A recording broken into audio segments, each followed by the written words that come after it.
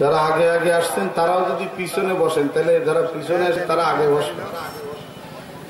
বাসের সিট সামনে খালি দিয়ে পিছনে বসে এরকম ভালো প্যাসেঞ্জার আমি দেইনি কোনো জায়গায়। আপনি আছেন না ভালো, কিন্তু একজন পাওয়া দরকার। কন্ট্রাক্টর সামনে দিয়ে খালি ঠেলে একবার কোচড়ি ঠেলার মতো পিছনে যাও পিছনে যাও। আর মাহফিলে আসলে সামনে বসে না কেউ, খালি পিছনে বসে। ইন্নাল হামদুলিল্লাহ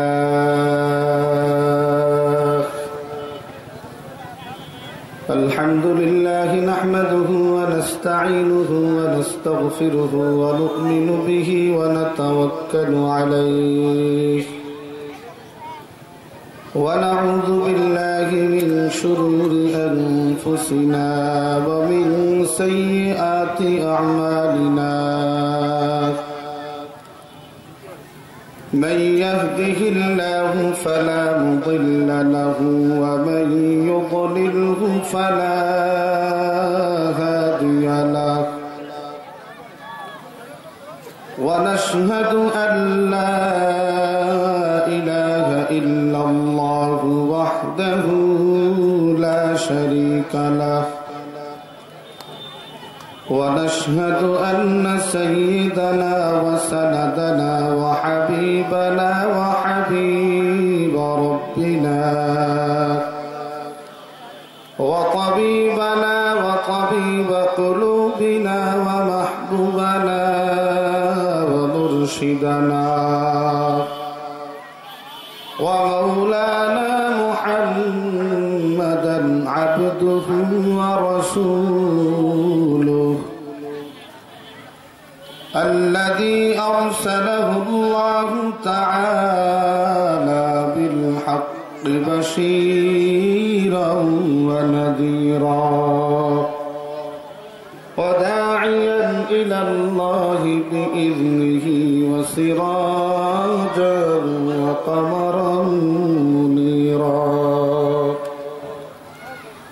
فقد قال الله تعالى في كلامه المجيد والفرقان الحميد أعوذ بالله من الشيطان الرجيم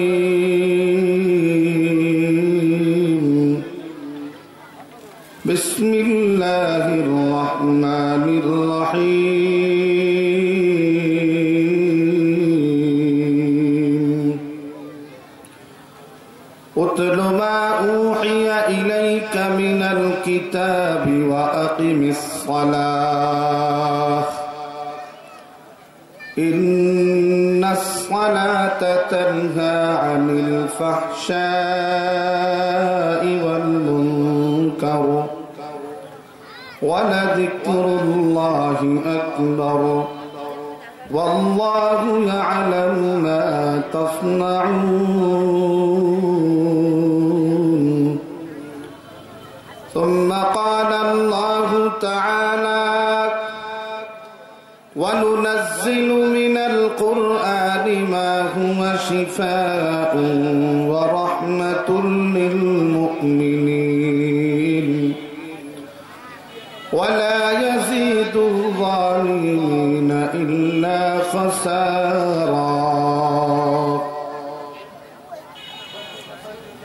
آمنت بالله صدق الله مولانا العظيم وصدق رسوله النبي الكريم ونحن على ذلك لمن الشاهدين والشاكرين والذاكرين والحمد لله رب العالمين.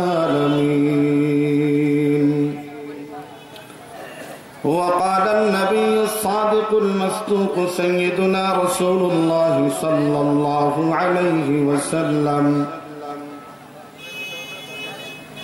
يقال لصاحب القرآن اقرأ وارتق ورتل كما كنت ترتل في الدنيا فإن منزلك عند آخر آية تقرأها وقال النبي عليه الصلاة والسلام أهل القرآن هم أهل الله وخاصته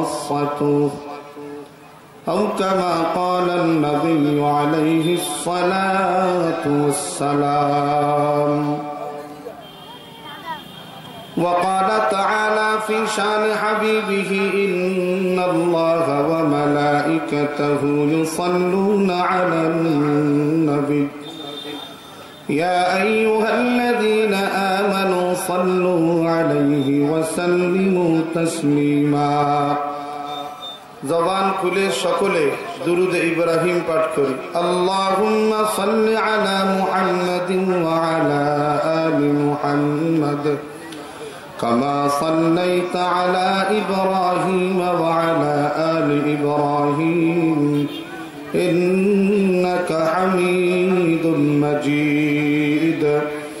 আল্লাহুম্মা বারিক আলা মুহাম্মাদিন ওয়া আলা আলি মুহাম্মাদ كما باركت على إبراهيم وعلى آل إبراهيم إنك حميد مجيد.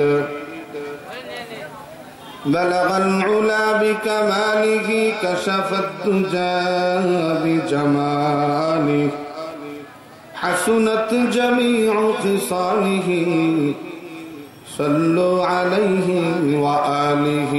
محبت زبان كله ذكر كري لا إله إلا الله لا إله إلا الله لا إله إلا الله لا إله إلا الله لا إله إلا الله لا إله إلا الله لا إله إلا الله لا إله إلا الله لا إله إلا الله. আসমান আল্লাহ জমিন আল্লাহ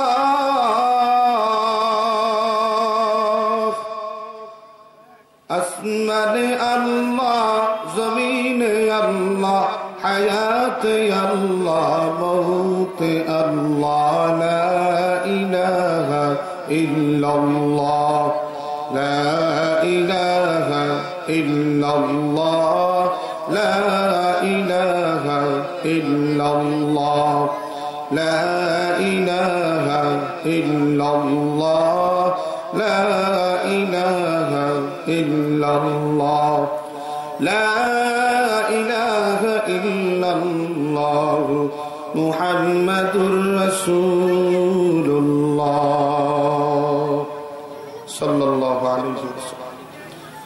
سبحانك لا علم لنا إلا ما علمتنا إنك أنت العليم الحكيم. رب اشرح لي صدري ويسر لي أمري واحلل عقدة من لساني يفقه قولي وبك نستعين يا مستعان. আলহামদুলিল্লাহ তালা থানাধীন ঘোনা আশরাফুল উলুম কওমি মাদ্রাসার উদ্যোগে আয়োজিত আজিমুশ-শান 10ম বার্ষিক ওয়াজ মাহফিল আয়োজিত মাহফিলের মোহতারাম সভাপতি, আজকের মাহফিলের সম্মানিত প্রধান মেহমান, বুজুর্গ উলামায়ে কেরাম, মুরব্বিয়ান আওয়াম, সম্মানিত সুধী বৃন্দ, সমবয়স্ক বন্ধুবার যুবক ভাইরা, পর্দার আড়ালে অবস্থানরতা শ্রবণরতা মা ও বোনেরা, বিশ্ব প্রতিপালক আল্লাহ তাআলার মহান দরবারে লাখ কোটি শুকর। আল্লাহ পাক রব্বুল আলামিন আমাদের যাদেরকে আগে আগে জান্নাতের বাগিচায় এসে বসার মতো তৌফিক দান করেছেন, আলহামদুলিল্লাহ বলেন। ইবলিস যে আল্লাহর কাছে ওয়াদা করেছিল যে আমি তোমার বান্দারে জান্নাতে বসতেও দেব না, তার বাস্তব চিত্র গোনা বাজারে তাকায় দেখে। এত বড় আয়োজন করা হলো, কিন্তু বাজারে মানুষ বাজারেই আছে, ঠিক না? আসতে মনে চাচ্ছে না কোনোভাবে, বলে মাইকের আওয়াজ যখন শোনা যাচ্ছে তো চার দোকানে বিড়ি টানি আর ওয়াজ শুনি। হ্যাঁ, এগুলো করে কেন? হ্যাঁ ছেলে, যদি ওয়াজ শোনার নিয়ে আসো ঠান্ডায় বসে ওয়াজ শোনো। এই মরণ ব্যতীতে একটু হিফাজত করা যায় নাকি তাই চেষ্টা করে। দুইজন ওই মাথায় বসে মোবাইল টিপতেছে। পোলাপান তো বর্তমানে নিজের নেশায় মাথা রয়েছে, এই নেশাতে ফিরানোর কোনো সুযোগ নেই। গাজার নেশাও মাঝে মাঝে কেটে যায়, কিন্তু এ নেশা কাটে না। গাজার নেশাও কাটে মানুষের, মদের নেশাও মাঝে মধ্যে কেটে সুস্থ হয়, যেন সুস্থ হয়, খুব সুন্দর সুস্থ হয়। কিন্তু মোবাইল, ইন্টারনেট আর ফ্রি ফায়ারের নেশায় কাটার মতো কোনো সুযোগ নেই। কবরে গেলে সে যাই যেয়ে যাবে। আল্লাহ, এত বিশাল জান্নাতের বাগিচার ভিতরে বসতে ইচ্ছা করে না মানুষের। এইসব মানুষ যদি কয় যে আল্লাহ আমি কি অন্যায় করলাম, আমার এত একটা রোগ দিলে, আল্লাহ পাক বড়া থাবা মুইর পরে দেয় না যে তুই আকাম করিস সারাদিন, তোরা কি দেবে? তোর বাজারে বছরে একটা দিন মাহফিল হয়, তো বিশাল প্যান্ডেল, বসার মানুষ নেই, পোলাপান বসে গেলে ডিস্টার্ব করে। আল্লাহ পাক সকলকে সহি বুঝ দান করেন, বলেন আমিন। উচিত ছিল বাজারের দোকানদার ভাইদের যে সারা জীবন তো দুনিয়ার ব্যবসায় মাতাল হয়েই থাকলাম, কত ঠগাইলাম মানুষকে, নিজেও ঠকলাম, আর কত ঠকবো। আজকে জান্নাতের বাজার মিলবে, দেখি কোন জান্নাতের সামানা ক্রয় করে নিজেকে জান্নাতি মানুষ বানাইতে পারি।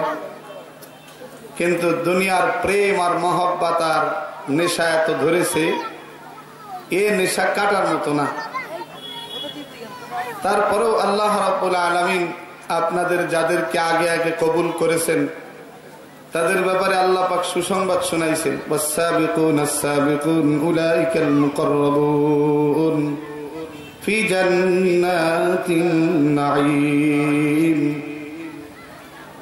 আল্লাহ রাব্বুল আলামিন বলেন, যারা আগে চলে আসবে তারা আগে পাবে জান্নাত, যারা আগে থাকবে তারা আল্লাহর নিকটবর্তী হয়ে থাকবে।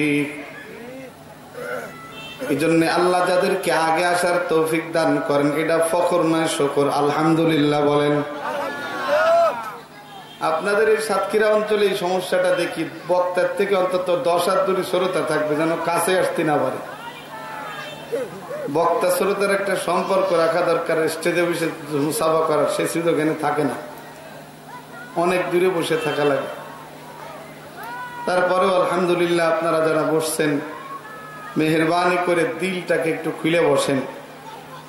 খোলা ময়দানে একেবারে আমরা বসেছি কথা শোনার জন্য, বলার জন্য। আল্লাহ যেন আমাদের জরুরি কিছু কথা বের করে দেন, বলেন আমিন। মুহতারাম হাজিরিন, দুনিয়ার মানুষ যেভাবে আখিরাত ভুলতে শুরু করেছে, একদিক থেকে ইসলামের চরম শত্রু, মুসলমানদের চিরজীবনের শত্রু ইহুদি খ্রিস্টান নাস্তিক মুরতাদ বেঈমানেরা যেমন মুসলমানদেরকে জান্নাত থেকে বঞ্চিত করার জন্য চরম পায় তারাই লিপ্ত হয়েছে, এদিক দিয়ে মুসলমানও একেবারেই সে মাতালের মতো দুনিয়া পাগল হয়ে জান্নাত জাহান্নাম ভুলা একেবারে দুনিয়ার নেশায় মত্ত হয়ে গেছে, ঠিক না বলেন? আল্লাহ পাক রব্বুল আলামিন পৃথিবীটাকে যদি পরীক্ষার হল না বানাইতেন, তাহলে যে কোনো সময়ে সব আকামের শাস্তি আল্লাহ পাক সাথে সাথে দিয়া দিতেন। কিন্তু আল্লাহ রব্বুল আলামিন সময় দিয়েছেন। আল্লাহ পাক বলেন, ওয়ামা আহলাকনা মিন ক্বরিয়াতিন ইল্লা ওয়ালাহা কিতাবুম মালুম। দুনিয়াতে যে যত লাফালাফি করছে আর মাতামাতি করছে, আমি সাথে সাথে কাউরে ধরি নাই, একটা নির্দিষ্ট সময় পর্যন্ত আমি আল্লাহ তাআলা অবকাশ দিয়েছি। এই অবকাশ পেয়ে কিছু মানুষ মনে করছে যে আমি তো এরিয়ার বাইরে চলে গেছি, ঠিক না?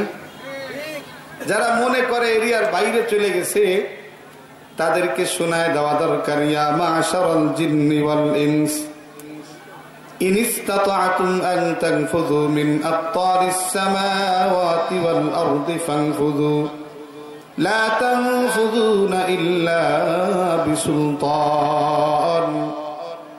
আল্লাহ রাব্বুল আলামিন বলেন, এই মানব দানব, ইন ইসতাতাতুম আন তানফুযু মিন আকতারিস সামাওয়াতি ওয়াল আরদ, আমি আল্লাহ তাআলার বেষ্টনীর এরিয়ার ভিতর থেকে পারলে তুমি বের হয়ে যাও তো দেখি কত বড় তোমার পায়ের গতি আর কত বড় তোমার বুকের পাটা। ফানফুযু লা তানফুযুনা ইল্লা বিসুলতান, তুমি বুকটা উঁচু করে করে হাঁটতে পারবা, কিন্তু আমি মাওলার পাহাড়কে ভেদ করে আড়াল যাইতে পারবে না।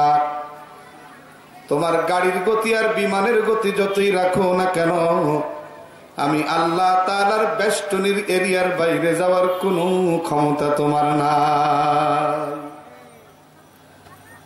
সুতরাং ইচ্ছা হোক কারণ ইচ্ছাই হোক, তুমি আমি মাওলার কাছে ফিরে আসবে একদিন, কিন্তু সেই আশাটা কিন্তু ভালো হবে না। যদি আগে ফিরে আসো তাইলে দুনিয়ার জীবনে তুমি সুখের হবে, আখিরাতের জীবনে বাদশাহী পাবা। মুহতারাম হাজিরিন, সমাজের এই চিত্র দেখলে আফসোস লাগে। মুসলমানের ঘরে জন্ম নেওয়ার পরে কোরআন আল্লাহ পাক তাদের কাছে রাখার পরেও মুসলমান এখন কোরআন থেকে অনেক অনেক দূরে চলে গেছে। অনেক দূর। কত দূরে গেছে আল্লাহ বলেন, ফাকাদ দাল্লা দালালাম বাঈদা।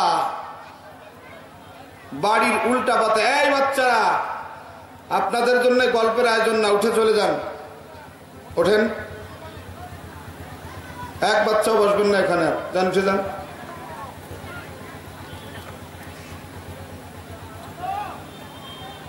নিজের ঠিকানা থেকে পথ হারায় অনেক দূরে চলে গেছে তারা, কিন্তু তারপরেও আল্লাহ রাব্বুল আলামিন নিরাশ করে দেন নাই। আল্লাহ পাকের রহমতের দুয়ার খোলা রাখছেন। বান্দাবান্দি যখন দূরে যাইতে থাকে, দূরে যাইতে থাকে, নিজের কর্মের পরে নিজে নিরাশ হয়ে বসে না, আর বুঝি ক্ষমার কোন দুয়ার খোলা নাই। আল্লাহ রাব্বুল আলামিন বান্দাকে ডাক দিয়ে বলেন, ইয়া ইবাদিয়াল্লাযীনা আসরাফু আলা আনফুসিহিম লা তাকনাতু মির রাহমাতিল্লাহ ইন্নাল্লাহা ইয়াগফিরুদ যুনুবা জামিআ। আল্লাহ রাব্বুল আলামিন মায়ার ডাক দিয়ে বলেন, এই বান্দাবান্দি, লা তাকনাতু মির রাহমাতিল্লাহ, আমি আল্লাহ পাকের রহমত থেকে নিরাশ হওয়া যাবে না। নিরাশ হওয়া আর এক রকমের কুফরি কাজ। কোন মুমিন, কোন মুসলমান আল্লাহর রহমত থেকে নিরাশ হয় না। আল্লাহ পাক রব্বুল আলামিন বলেন, তুমি তো তোমার মালিককে চিনো না, তোমার মালিকের কত দয়া তুমি জানো না। তুমি যখন মদ খায়া মাতাল হইয়া পড়ে থাকো, তোমার গাল দিয়ে মাঝে মাঝে গেজাবের ভয়, তখনও আমি মাওলা তোমার নিঃশ্বাসটাকে আপসে আপোষে চলাচল করাই। তুমি যখন গুনার ভিতরে লিপ্ত হয়ে থাকো, তখন আমি আল্লাহ তোমার এই ডিউটি করি। 12,000 বার তোমার নিঃশ্বাসকে আমি আল্লাহ বাইরের ফিরি একেবারে ফ্রেশ অক্সিজেন ঢুকানোর জন্য, আর ভিতরের দূষিত রক্তের দূষিত কার্বন ডাই অক্সাইডকে বের করার জন্য আমি আল্লাহ একটা কুদরতি ফুসফুসি নামক মেশিন বানিয়ে দিয়েছি। কামারের হাফরের মতো এরকম পাম দিয়া দিয়া বের করে করে দিয়া তোমাকে সুস্থতার নিয়ামত দান করতে আমি আল্লাহ নিজের কুদরতি ব্যবস্থাপনায় এ নিয়ামত দান করেছি। তার নিয়ামতের শুকরিয়া কেমনে আদায় করি, তাই বারে বারে ওই কদমে লুটিয়ে পড়ি। ঠিক যায় যেদিকে দুটি চোখ দেখি মহিমা, তার নিয়ামতের এই জগতে হয় না উপমা। তাই বারে বারে ওই কদমে লুটিয়ে পড়ি, বারে বারে ওই কদমে লুটিয়ে পড়ি। আল্লাহর নিয়ামত ছাড়া আমার জীবনের একটা মুহূর্ত চলা সম্ভব না, এক মুহূর্ত চলা সম্ভব না। মুসলমান ভাইরা আমার, আমার মাওলার কুদরতের খবর তুমি কোনোদিন নিলা না। তুমি তো দুনিয়ার বাজার করতে শিখেছ। এই দুনিয়ার বাজারে তোমার আসল কোনো বাজার না, এটা হলো তোমার জরুরতের বাজার। তোমার আসল বাজার হইল জান্নাতের বাজার। আল্লাহ রাব্বুল আলামিনের কুদরতের শান যদি তুমি একবার উপলব্ধি করতে পারতে, শুধু দুনিয়ার বাজারে তোমারে কেউ রাখতে পারতো না, অবশ্যই তুমি তোমার মাওলার জান্নাতের বাজারে ঢুকে যাইতা। এ মুসলমান যুবক ভাইরা, ব্যবসায়ী ভাইরা, তোমার বিবেকের কাছে আমার মাইকের আওয়াজ। কয়দিন তুমি দোকানদারি করবা, একদিন তো তোমার দোকানের তালা তুমি আর খুলতে পারবে না। দোকান থাকবে কিন্তু ওয়ালা থাকবে না, বাড়ি থাকবে কিন্তু ওয়ালা থাকবে না, গাড়ি থাকবে ওয়ালা থাকবে না, চেয়ার থাকবে কিন্তু ম্যান আর থাকবে না। এই কথাটাকে তুমি স্মরণ করা, আল্লাহ রাব্বুল আলামিনের কাছে একদিন আমাকে ফিরিয়ে নেওয়া হবে, ইচ্ছা থাকুক আর না থাকুক। সেই ফিরিয়ে নেওয়ার দিনের আগে আমি যদি আমার মাওলার দুয়ারে দৌড়ে যাইতে পারি, তাইলে আমার মাওলা আমাকে কুদরতি কোলে গ্রহণ করিয়া নিবে। মুহতারাম হাজিরিন, একটা মাদ্রাসার আয়োজনে মাহফিল। বাংলাদেশে আমরা একটা প্রবাদ বলেই থাকি, 92% মুসলমান বলি আমরা আর কি। আল্লাহ ভালো জানেন কি পরিমাণ মুসলমান দেশে আছে। এখন যারা এখানে বসে আছে, যদি পরীক্ষা নেই, অনেক মানুষ এশার নামাজ পড়ে নাই। নামাজ পড়া একটা কষ্টের কাজ। ওয়াজ শুনতে কষ্ট লাগে না কোনো, কিন্তু নামাজ পড়তে দারুণ কষ্টের কাজ। আছে না নাই? কথা বলেন। যে নামাজ পড়ে না সে ইসলাম কায়েম করতে না, ইসলাম ধ্বংস করে। কথা বলেন। আসসালাতু ইমাদুদ্দিন। একটা মাদ্রাসার মাহফিলে অবশ্যই জরুরি কিছু কথা বলা লাগে। মাদ্রাসা কি ও কেন? 92% মুসলমানের দেশে এখনো পর্যন্ত অনেক মুসলমান জানে না মাদ্রাসা কি ও কেন। অনেকেই এখনো মসজিদ বলে। মসজিদে গেলাম, কোন মসজিদই তো ওই যে একটা মাদ্রাসা হয়েছে না, ওই মসজিদে গেলাম। এর কারণটা কি? আসলে মাদ্রাসা শিক্ষা সম্পর্কেও যেমন ধারণা তাদের নাই, এবং মাদ্রাসা কাকে বলে তাও ধারণা নাই। আমি আপনাদেরকে ছোট্ট ধারণা, যারা দাঁড়িয়ে আছেন মেহেরবানি করে বসার জায়গা আছে বসেন, নাইলে এলাকা ছেড়ে চলে যাবেন, এলাকা পরিষ্কার করে দেবেন, মানুষ আনন্দে বসে কথা শুনবে। আপনি পাশে দাঁড়ায় থেকে ঝামেলা করবেন না। কোনো এটা কোনো দর্শক মঞ্চ না, এটা ওয়াজ শোনার মঞ্চ, ঠিক না বলেন? আসতে হবে, বসে যেতে হবে। আল্লাহ পাকের সিসি ক্যামেরার ভিতরে তুমি ধারণ হয়ে থাকবে। ময়দানে মাহশারে হয়তো এমন হবে যে আমার কোনো আমল কবুল হয় নাই, তো এই মাহফিলে বসাটা আল্লাহ পাক কবুল করে নিয়েছেন, ঠিক কিনা জোরে বলেন।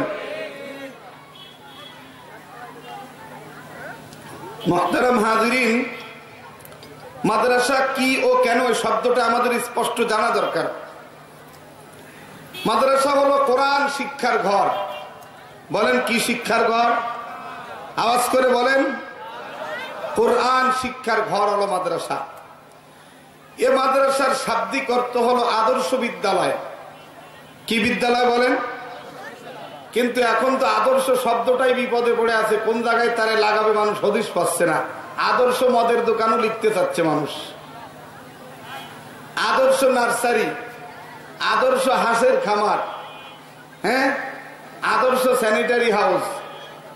বুঝলাম, আমার আপত্তি নাই আপনার আদর্শ লেখাটা, কিন্তু ভাই আপনি বলেন তো আদর্শটা কার আদর্শ? এই আদর্শ আপনি পাইলেন কোথায়? আপনি তো স্পষ্ট লিখে দেন আদর্শ বিদ্যালয়, কিন্তু আদর্শ এই পৃথিবীতে আসলো কোত্থেকে? আপনি তো খবর নিলেন না। এই জন্য এই শব্দটাকে বড় বিপদে ফেলে দিয়েছি আমরা। যেখানে সেখানে আদর্শ লাগায়, আদর্শ মাছের হ্যাচারি। এই আদর্শ শব্দটা তো এরকম দুর্বল শব্দ না, এরকম অসম্মানী শব্দ না, অত্যন্ত সম্মানী শব্দ এটা। আজ থেকে 1500 বছর আগে যখন এ পৃথিবীতে মানুষ ছিল, কিন্তু মানুষের মধ্যে মানুষের কোনো আদর্শ ছিল না, মানবীয় গুণ তাদের ভিতরে ছিল না, ইনসানিয়ত ছিল না, হব্বিয়ত ছিল না, মানবতা ছিল না, মমত্ববোধ ছিল না, তাদের আকলগুলি সুস্থ ছিল না। এক কথায় আদর্শ বিপর্যিত অন্ধকারাচ্ছন্ন পরিবেশের এক জাতিকে আইয়ামে জাহিলিয়াত বলা হতো। ঠিক তখনই আল্লাহ রাব্বুল আলামিন আল্লাহর পছন্দের আদর্শের প্রতীক হিসাবে হযরত রাসূল করিম সাল্লাল্লাহু আলাইহি ওয়াসাল্লামকে পৃথিবীর জমিনে প্রেরণ করেন। হযরত রাসূল করিম সাল্লাল্লাহু আলাইহি ওয়াসাল্লাম পৃথিবীর বাসীর আদর্শের শিক্ষক হবেন, যেটা রাসূল বলেছেন, বুইসতু লিউতাম্মিমা মাকারিমাল আখলাক, আমি তোমাদের কাছে প্রেরিত হয়েছি তোমাদেরকে গুণগত মানুষ বানাবার জন্য। জন্মগত মানুষের নাম কিন্তু মানুষ না, গুণগত মানুষের নামই হলো মানুষ। মানুষের গুণ যদি মানুষের ভিতরে না থাকে তো সেটা মানুষ না। আল্লাহ পাক বলেন, উলাইকা কাল আনআমি বাল হুম আদাল, এটা হলো চতুষ্পাদ জন্তুর মতো, বরং তার চাইতেও নিকৃষ্ট। কেন? আল্লাহ পাক রব্বুল আলামিন মানুষকে শ্রেষ্ঠত্ব দান করেছেন, এজন্য শ্রেষ্ঠ এবং পবিত্র খাবারগুলি আল্লাহ মানুষের জন্য ব্যবস্থা করেছে। ঠিক না বলেন? শ্রেষ্ঠ এবং পবিত্র খাবার। আল্লাহ কোন অপবিত্র খাবার বনি আদমের জন্য বানান নাই। অথচ এই মানুষটাই দুনিয়ার ধান্দায় পড়ে সুদের মতো নাপাক খাওয়ার জন্য এত ব্যস্ত, যেই ব্যস্ততা তাকে দুনিয়ার সব ভুলা দিয়েছে, এমন নির্লজ্জ আর বেহায়া হয়ে গেছে। সুদের টাকাই তার জীবনের সবচাইতে বড় বেশি সম্পদ। আল্লাহ পাক রব্বুল আলামিন বলেন, এরে মানুষ, আমি তো তোমার জন্য পবিত্র খাবার, সুন্দর খাবার সৃষ্টি করেছি, এতে তোমার মনটা ভরে না? কুকুরের জন্য নাপাক খাবারই দিছি আমি আল্লাহ পাক। আজকে তুমি মানুষ হয়ে শ্রেষ্ঠ আর পবিত্র খাবার বাদ দিয়া তুমি যখন কুকুরের মতো, পায়খানার মতো সুদ আর ঘুষের মধ্যে মত্ত হয়ে যাও, তুমি মানুষ হয়েও মানুষ নয়, তুমি মানুষ নয়, প্রাণীও নয়, তুমি প্রাণীর চাইতেও নিকৃষ্ট তুমি, কারণ তুমি প্রাণীর জায়গাও রাখতে পারো না। বন্ধুরা আমার, এর মূল কারণ এটাই। আল্লাহ রাব্বুল আলামিন পৃথিবীর মানুষকে আদর্শ শিক্ষা দিতেই হযরত রাসূল করিম সাল্লাল্লাহু আলাইহি ওয়াসাল্লামকে আল্লাহর কুদরতি রহমতে ছায়ায় লালন পালন করেছেন। আল্লাহ পাকের কুদরতি দিলের ঠিক যেমন চাহিদা একটা জান্নাতি মানুষ গড়া, হাবিবে কিবরিয়া পয়গম্বর সাল্লাল্লাহু আলাইহি ওয়াসাল্লামকে আল্লাহ তেমনই লালন পালন করেছেন, একেবারে ছোট্টবেলা থেকে শুরু করে। রাসূল করিম সাল্লাল্লাহু আলাইহি ওয়াসাল্লাম মানুষ, ঠিক না? ধরে বলেন। আপনারা যে জিমায় আছেন, আমার তো খারাপ লাগতেছে, আমি তো অনেক দূর থেকে আসছি। হাঁটু বাঁধতে বসে আছেন, জিমায় বসে আছেন, কি একটা অবস্থা হলো বুঝলাম না। হ্যাঁ, ভাইরাস কি ইমানেও ঢুকে গেছে? হাঁটু বান্ধা ছেড়ে দিয়ে বসেন। আপনারা আমার সাথে একটা তাকবীর দেন তো, আমার কথার একটু গতি বেড়ে যাক। নারায়ে তাকবীর। হয় না? আর একটা জোরে আওয়াজ, এলাকার মানুষ টের পাক যে মাহফিল হচ্ছে। নারায়ে তাকবীর। কোরআন সুন্নাহর আলো দিলে দিলে জ্বালো, কোরআন সুন্নাহর আলো। ঘরে ঘরে জ্বালাতে জ্বালাতে তো কোনো জায়গায় নেই, কম আছে। বাইন্দে বিন্দে তো আছে, বাপ মরার দিন বেরোবে। নিয়মিত তেলাওয়াত নেই। দিলে দিলে কোরআন সুন্নাহর আলো জ্বালানো দরকার। দিলটা অন্ধকারাচ্ছন্ন হয়ে আছে, সব জায়গায় এখন আলো। শতভাগ বিদ্যুতায়িত এলাকা আমাদের দেশে এখন, ঠিক না বলেন? 100% বিদ্যুৎ, মানে প্রত্যন্ত অঞ্চলের কোন বাড়িতেও ডিশ লাইন ছাড়া না, এটা হলো আলোকিত বাড়ি। যেখানে বিদ্যুতের লাইন ঢুকেছে, পিছন পিছন ডিশ লাইনও ঢুকেছে, আরো হাইফাই লাইন তো ঢুকেছে আরো আগে। হাইফাই লাইন না, ওয়াইফাই। আমি এর খুব ভয় পাই, মারাত্মক ইমান বিধ্বংসী মারণাস্ত্র এটা। বলবেন হুজুর তাইলে বাদ দেব? আপনারা বাদ দিতে বলি না, ব্লেড ব্যবহারের যোগ্যতা হাতে করে তারপরে ব্লেড ব্যবহার করতে হয়, নইলে শুকনা নখ বাদ দিয়ে কাঁচা নখের ভিতরে ঢুকেও রক্ত বের হয়ে যায়। ছোট্ট বাচ্চার হাতে যেমন ধারালো ছুরি দেওয়া যায় না, এই জাতির হাতে ঈমান ও সুন্নাহর, কোরআন ও সুন্নাহর ভালো লাইট ভিতরে না জ্বালায়া তার হাতে এই মরণ ব্যাধি দেয়া ঠিক না। আপনার সন্তান 24-22 বছর বয়স, কিন্তু 22 বছর সন্তানের চেহারার ভিতরে তা নাই, বুড়ো মানুষের মতো সল মুখ ভেঙে আড়ার মধ্যে চলে গেছে। মাথায় এখন আর প্যান্ট দাঁড়ায় না, দুই ঠ্যাং খাদ্য আছে মাথায়, শুধু আর বেরোনো খাদ্য। শরীরে কোনো এনার্জি বলতে কিচ্ছু নেই, ড্রিঙ্কিং খেয়ে খালি এনার্জি বাড়ায়। এনার্জি তার বাড়ে না, ওর শরীর খালি শুকাতি আছে দিন দিন। এরপরে হার্বাল কোম্পানি যদি ওর মতো রুগী পায়, বলে যে মক্কেলেরটা পাইছি, এবারে মোটামুটি ব্যবসা হবে। এরে বলবে যে 24 ঘন্টায় তুমি একেবারে কলা গাছের মতো, টাল গাছের মতো লম্বা হবা, কলা গাছের মতো মোটা হবা তুমি। বলবে যে তাই যদি হই তাইলে যা ওষুধ তাকে সব খাবো, বিষ বাদে সমস্যা নেই। কিন্তু বাস্তবতা হলো আল্লাহ পাকের দেওয়া নিয়ামত যখন কেউ ধ্বংস করে ফেলে, এই নিয়ামত আর খুঁজে পাওয়া যায় না। সম্মানিত হাজিরিন, বলতেছিলাম মাদ্রাসা কিও কেন? মাদ্রাসা হলো কোরআন শিক্ষার ঘর, শাব্দিক অর্থ হলো আদর্শ বিদ্যালয়। পারিভাষিক অর্থে যেখানে কোরআন ও হাদিসের ইলমে দ্বীন, আল্লাহ রাব্বুল আলামিনের পরিচয়, আল্লাহ পাকের ইলমে ওহী যেখানে শিক্ষা দেওয়া হয়, সেটাকেই মাদ্রাসা বলা হয়। ঠিক না? জোরে বলেন। মুহতারাম হাজিরিন, আমার আপনার সন্তানরা আজকে যে অন্ধকারের ভিতরে হন্য হয়ে ঘুরে বেড়াচ্ছে, যে কারণে আপনার সন্তান শিক্ষিত হচ্ছে কিন্তু আলোকিত কোনো মানুষ হচ্ছে না। যে সন্তানটা আগে বসে পেশাব করতো, সে এখন দাঁড়ায় পেশাব করে, তার শিক্ষার দ্বারা একটা বড় যোগ্যতা অর্জন হয়েছে এটা। যে সন্তানটা আগে সময় মতো ঘুমাইতো, এখন শিক্ষিত মানুষ হওয়ার পরে আর সময় মতো ঘুমাইতে পারে না, অসময়ে সে ঘুমায়। এখানে কি শেষ না? শিক্ষিত হওয়ার দ্বারা এটা উচিত ছিল, এদেশের সবাই ধাঁধাধারীরা বলে শিক্ষার উদ্দেশ্য হলো চরিত্র গঠন।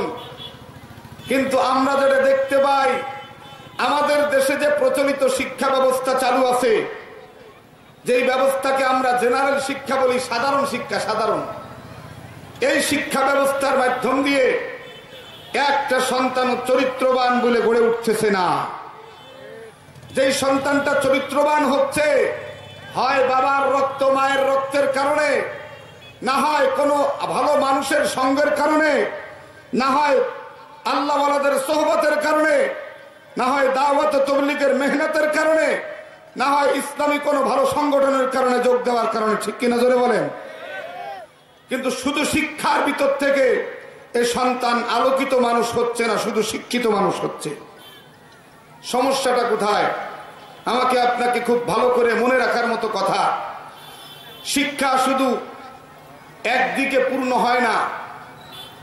পৃথিবীতে সব জিনিস দুইটা জিনিস দ্বারা পূর্ণ হয়েছে, শুধু আল্লাহ তাআলা ছাড়া বাকি সব জোড়ায় জোড়ায় আল্লাহ বানাইছেন। ওয়া খালাকনাকুম আজওয়াজা, গাছপালা, পিপিলিকা, তরুলতা, বৃক্ষরাজি যা দেখেন সব কিছুর আল্লাহ জোড়া বানাইছে না বানায় নাই? মুহতারাম হাজিরিন, শিক্ষা শুধু শিক্ষা দিয়ে মানুষকে চরিত্রবান বানানো যায় না। যেই শিক্ষার সাথে দীক্ষা থাকে না, ওই শিক্ষা মানুষকে চরিত্রবান বানাতে পারে না। আমাদের সমাজের যে জাগতিক শিক্ষা, সাধারণ শিক্ষা প্রচলিত আছে, এই শিক্ষার ভিতরে আল্লাহর কসম দীক্ষার কোনো ব্যবস্থা নাই। কিন্তু আমাদের মাদ্রাসাগুলোতে আপনারা যখনই যাবেন, 6 বছর 7 বছরের একটা বাচ্চা যখন আমাদের কাছে নুরানিতে কেরাতখানায় পড়ে, এই সন্তানটা আজান হওয়ার পরে উস্তাদের সাথেই মসজিদে গিয়ে 5 ওয়াক্ত নামাজ আদায় করে। ঠিক কিনা? জোরে বলেন, আওয়াজ করে বলেন, ঠিক কিনা? আপনার যে সন্তানটা শিক্ষিত হচ্ছে, সে কোনো ভালো আটকা বান্ধা জায়গায় পেশাব করতে চায় না, সে রাস্তার উপরে দাঁড়ায় মেশিন সেট করতে খুব ভালোবাসে।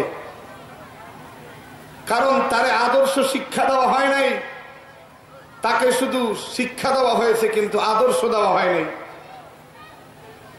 মুহতারাম হাজিরিন, বিদ্যুতের আলো ঘরে নিতে হলে যেমন আর্থিংও লাগে, ফেজ লাইনও লাগে। একটা মানুষকে আলোকিত মানুষ গড়ার জন্য শুধু জেনারেল শিক্ষা দিয়ে আলোকিত মানুষ গড়া সম্ভব হবে না। অবশ্যই শিক্ষা একটা ফেজ লাইন, কিন্তু এই এক লাইন দিয়ে কোনোদিন বিদ্যুতের আলো যেমন জ্বালানো যায় না, এর সাথে যেমন আর্থিং এর যোগ করতে হয়। আপনার সন্তানকে সাধারণ শিক্ষা শিখান, আমার আপত্তি নাই, শিক্ষার দিক থেকে একটা ফেজ লাইন মনে করি, কিন্তু একে চরিত্র শিক্ষা না দিলে এ সন্তান কখনোই আদর্শবান মানুষ হবে না। আর যদি আদর্শবান মানুষ এ না হয় তাহলে শিক্ষিত হতে পারে, কিন্তু এর কলমের আঘাত থেকে, এর কলমের ডাকাতি থেকে, এর বিভিন্ন ধরনের আক্রমণ থেকে জাতিকে কখনো উদ্ধার করা সম্ভব হবে না। দুর্নীতির ওই আখড়ায় বসে জাহির করে জ্ঞান, কলম দিয়ে কামায় টাকা আবার ধরে সাধুর বান। ওরা শিক্ষিত শয়তান, ওরা শিক্ষিত শয়তান, ওরা শিক্ষিত শয়তান, ওরা শিক্ষিত শয়তান। ঠিক না? জোরে বলেন। দুর্নীতির আখড়ায় বসে বসে মানুষের ডাকাতি করে, কলম দিয়ে মানুষের কাছ থেকে ডাকাতি করে। যদি এদের ভিতরে এই কোরআনী শিক্ষা থাকতো, যে শিক্ষার সাথে দীক্ষাও আছে, অবশ্যই কোনোদিনও দুর্নীতির আখড়ায় বসে বসে মানুষের সম্পদের রক্ত এভাবে চুষে সম্পদের পাহাড় করতে পারত না। মুহতারাম হাজিরিন, এই জন্য আল্লাহ রাব্বুল আলামিন যেমন মানুষকে বানিয়েছেন সুন্দর করে, ঠিক মানুষের জন্য সবচাইতে একটা সুন্দর শিক্ষা ব্যবস্থা আল্লাহর পক্ষ থেকে প্রেরিত করেছেন। সেই শিক্ষা ব্যবস্থাটা কি? সেই শিক্ষা ব্যবস্থার নাম হলো কোরআনী শিক্ষা। মুসলমান ভাইরা আমার কথা, আমার যদি আপনার কোন জায়গায় চোট লাগে আপনি ভালো করে অনুধাবন করবেন, তারপরে আমাকে গালি দিবেন, আপত্তি নাই। আল্লাহু আকবার। এ পৃথিবীতে যখন কোরআন অবতীর্ণ হয়েছিল তৎকালীন সময়ের মানুষ শিক্ষিত ছিল না অশিক্ষিত ছিল বলেন তো? জানেন না আপনারা? শিক্ষিত ছিল। কোথাও শিক্ষিত ছিল? তখনকার শিক্ষিত ছিল আরবি সাহিত্যের পণ্ডিত মানুষ ছিল তখন। শিক্ষার কিন্তু অভাব তখন ছিল না, কিন্তু আলোকিত কোন শিক্ষা ওই সমাজের ভিতরে ছিল না। বন্ধুরা আমার, আল্লাহ পাক রব্বুল আলামিন মানুষের হৃদয় রাজ্যকে আলোকিত রাজ্য বানাইতে আল্লাহর পক্ষ থেকে বাতি দান করে দিলেন, নূর দান করে দিলেন। আল্লাহ পাক রব্বুল আলামিন কোরআনে হাকিমের আয়াতে বলেন, কদ জাআকুম মিনাল্লাহি নূরুম ওয়া কিতাবুম মুবিন। তোমাদের কাছে আসছে আলো। নূর আর আলোর তরজমা একরকম হয় না। আলো যাকে বলা হয়, এ আলো হলো এমন যাকে জ্বালাইতে হয়, আর নূর হলো সে স্ববেগেই জ্বলতে থাকে, নিজেও আলোকিত, অন্যকেও আলোকিত বানায়। আল্লাহ পাক রব্বুল আলামিন বয়ান করেন, আল্লাহু নূরুস সামাওয়াতি ওয়াল আরদ মাসালু নূরিহি কামিশকাতিন ফীহা মিসবাহ আল মিসবাহু ফী জুজাজাহ আয-জুজাজাতু কাআন্নাহা কাওকাবুন দুররিয়্যুন ইউকাদু মিন শাজারাতিন মুবারাকাতিন যাইতুনাতিন লা শারকিয়্যাতুন ওয়ালা গরবিয়্যাহ ইয়াকাদু যাইতুহা ইউযিউ ওয়ালাউ লাম তামসাসহু নার। আল্লাহু আকবার বলেন তো আপনারা? হায় হায়, মুসলমানের ইমানের আওয়াজ দিন যাচ্ছে আর কমতেছে আর কমতেছে। কেন সমাজ অন্ধকার হবে না? ইমানের আওয়াজটাও এখন মানুষ সবচাইতে উচ্চ গলায় দিতে চায় না, ঠিক কিনা জোরে বলেন? মুসলমান ভাইরা আমার, আল্লাহ পাক রব্বুল আলামিন কোরআন হাকিমের আয়াত যেমন নাযিল করেছেন, প্রিয় নবী সাল্লাল্লাহু আলাইহি ওয়াসাল্লাম হাদিস বয়ান করেছেন। ও মুসলমান, আপনার সন্তান শিক্ষিত হওয়ার পরেও কেন এত গাঁজাখোর হয়ে গেল? আপনি কি একবার ভেবে দেখেছেন? আপনার সন্তান শিক্ষিত হওয়ার পরেও কেন মদের বোতল তার হাতে ওঠে? আপনার সন্তান শিক্ষিত হওয়ার পরেও কেন ইফটিজিং করে? আপনার সন্তান শিক্ষিত হওয়ার পরেও কেন এখনো পর্যন্ত তার ভিতরে গাঁজার নেশায় মাতলামি করে? আপনার সন্তান শিক্ষিত হওয়ার পরেও এত কেন বিড়ির প্রতি তার আকর্ষণ? আপনি কোনোদিন কল্পনাও করে দেখেন নাই সমস্যাটা কি? বরঞ্চ আপনার চিন্তা হলো, আমার এই কলিজার টুকরা সন্তানের জন্য ভবিষ্যৎ যদি অর্জন না করতে পারে তাইলে এর পরবর্তী জীবনটা বড় কষ্টের জীবন হবে, অপমানের জীবন হবে, লাঞ্ছনার জীবন হবে। মুসলমান ভাইরা আমার, যারাই আজকে সন্তানের জন্য সম্পদের পাহাড় করতে চান, সন্তানের জন্য একটা সুন্দর বাড়ি বানাইতে চান, সন্তানের জন্য বাজারে ব্যবসা প্রতিষ্ঠান খুলতে চান, সন্তানের জন্য ব্যাংকে ডিপিএস আর এপিএস করতে চান, আপনাকে আমি নিষেধ করি না, কিন্তু আপনি আমার প্রশ্নের জবাব দেন। বলেন তো, আপনার সন্তানের যেই ভবিষ্যৎ নিয়ে আপনি ব্যস্ত আছেন, সেই ভবিষ্যৎটা কত শত বছরের ভবিষ্যৎ? বলতে পারবেন? কতশো বছরের ভবিষ্যৎ বলেন তো আপনারা? 100 বছরের, 50 বছরের, 20 বছরের, 10 বছরের না, 1 মিনিটের নাইরে বিশ্বাস। ঠিক না জোরে বলে? সন্তানের এই যে ভবিষ্যৎ আপনি নিয়ে ভাবছেন, এই যে একেবারে ক্ষণস্থায়ী এক ভবিষ্যৎ নিয়ে আপনি ভাবতে গিয়া আপনার কলিজার টুকরা সন্তানটাকে আপনি চিরস্থায়ী জান্নাত থেকে বঞ্চিত করতেছেন। নিজের হাতে ধরে ধরে জাহান্নামের ভিতরে হাঁটাইতেছেন। নিজের ঘরের ভিতরে ডিজিটাল ভাবে গুনাহের প্র্যাকটিস করাইতেছেন আপনার সন্তানটাকে দিয়া। এই পৃথিবীর জমিনে সন্তান আর বাবার ভিতরে আমার মাওলাই কারীম যদি মান্যতা না দিত, তাইলে সমাজের কিছু বাবার এমন চরিত্র হয়ে গেছে, সন্তানের বাবা হওয়ার পরও তার এখনো কুকুরের মতো সেনার চরিত্র এখনো যায় নাই। এমন কিছু মা আছে যে মা হওয়ার পরেও কুত্তির মতো তাদের চরিত্র এখনো ভালো হয় নাই, বরঞ্চ নিজের চরিত্র বিক্রি করে করে নিজের জীবনকে সুন্দর দেখতে চায়। মুসলমান ভাইরা আমার বলতেছিলাম, মূল কারণটা কি? আল্লাহর নবী সাল্লাল্লাহু আলাইহি ওয়াসাল্লাম বয়ান করেন, কুল্লু মাউলুদিন ইউলাদু আলাল ফিতরা ওয়ালাকিন আবাওয়াইহি ইউহাব্বিদানিহি আও ইউনাসসিরানিহি আও ইউমাজ্জিসানিহি আও কামা ক্বালান নবী আলাইহিস সালাতু ওয়াস সালাম। আল্লাহর হাবিব সাল্লাল্লাহু আলাইহি ওয়াসাল্লাম বয়ান করেন, এই দুনিয়ার মুসলমান, এই পৃথিবীতে যে সন্তানটাই জন্মগ্রহণ করে, প্রত্যেকটি সন্তানই কিন্তু ফিতরতের উপরে জন্মগ্রহণ করে। মুফাসসিরিন মুহাদ্দিসিন কেরাম ব্যাখ্যা করেছেন, আই ফিতরতে ইসলাম, ইসলামী যোগ্যতা নিয়ে পৃথিবীর জমিনে প্রত্যেকটি সন্তান আগমন করে। কিন্তু তার মা বাবা তাকে ইহুদি বানায় ফেলে, ইহুদিদের কালচার তাকে শিখায়, মা বাবা তাকে নাসারা বানায়, খ্রিস্টানের কালচার শিখায়। মুসলমান ভাইরে, মা বাবা তাকে অগ্নি পূজক বানায়, মুশরিক বানায় দেয়। আল্লাহ তাআলা বয়ান করেন, আল্লাহু নূরুস সামাওয়াতি ওয়াল আরদ, আসমান জমিনের সব আলো দানকারী আমি আল্লাহ। আলো দানকারী আল্লাহ। এই যে ফিতরাত, এই ফিতরাতটাই হলো একটা আলো। আল্লাহ পাক বলেন, মাসালু নূরিহি কামিশকাতিন ফিহা মিসবাহ। হে মানুষ, তোমার সংকীর্ণ মেধা, তোমার মেধাটা একটু ব্যাপক না, তোমার মেধাটা সংক্ষিপ্ত মেধা। এই কারণে আমি আল্লাহ পাক তোমার মেধার উপরে বোঝার জন্য বললাম, মাসালু নূরিহি, আমি আল্লাহ পাকের নূরের উদাহরণ শোনো। কামিশকাতিন ফিহা মিসবাহ, একটা তাক আছে, তাক, এই তাকের পরে একটা আলো রাখা আছে, আলো, মিসবাহ বাতি। একটা সলতে রাখা আছে, যে সলতেটার ভিতরে জ্বলন ক্ষমতা আছে। আল মিসবাহু ফি জুজাজা, তবে যে তাকটা আছে, এই তাকটা হলো কাচের তাক। আপনারা বলেন তো, যদি একটা গ্লাসের উপরে একটা মোমবাতি জ্বালায় দিই, তার কোনো ছায়া টায়া থাকবে নাকি? জোরে বলেন তো, আপনারা বোঝেন নাই? ছায়া থাকবে নাকি? একটা গ্লাসের উপরে যদি আমি বাতি জ্বালায় দিই, কোনো ছায়া পড়বে নাকি? গ্লাসের কারণে, কাচের কারণে চতুর্দিকে আলোটা ছড়ায় পড়বে, কোনো ছায়া কিন্তু দেখা যাবে না।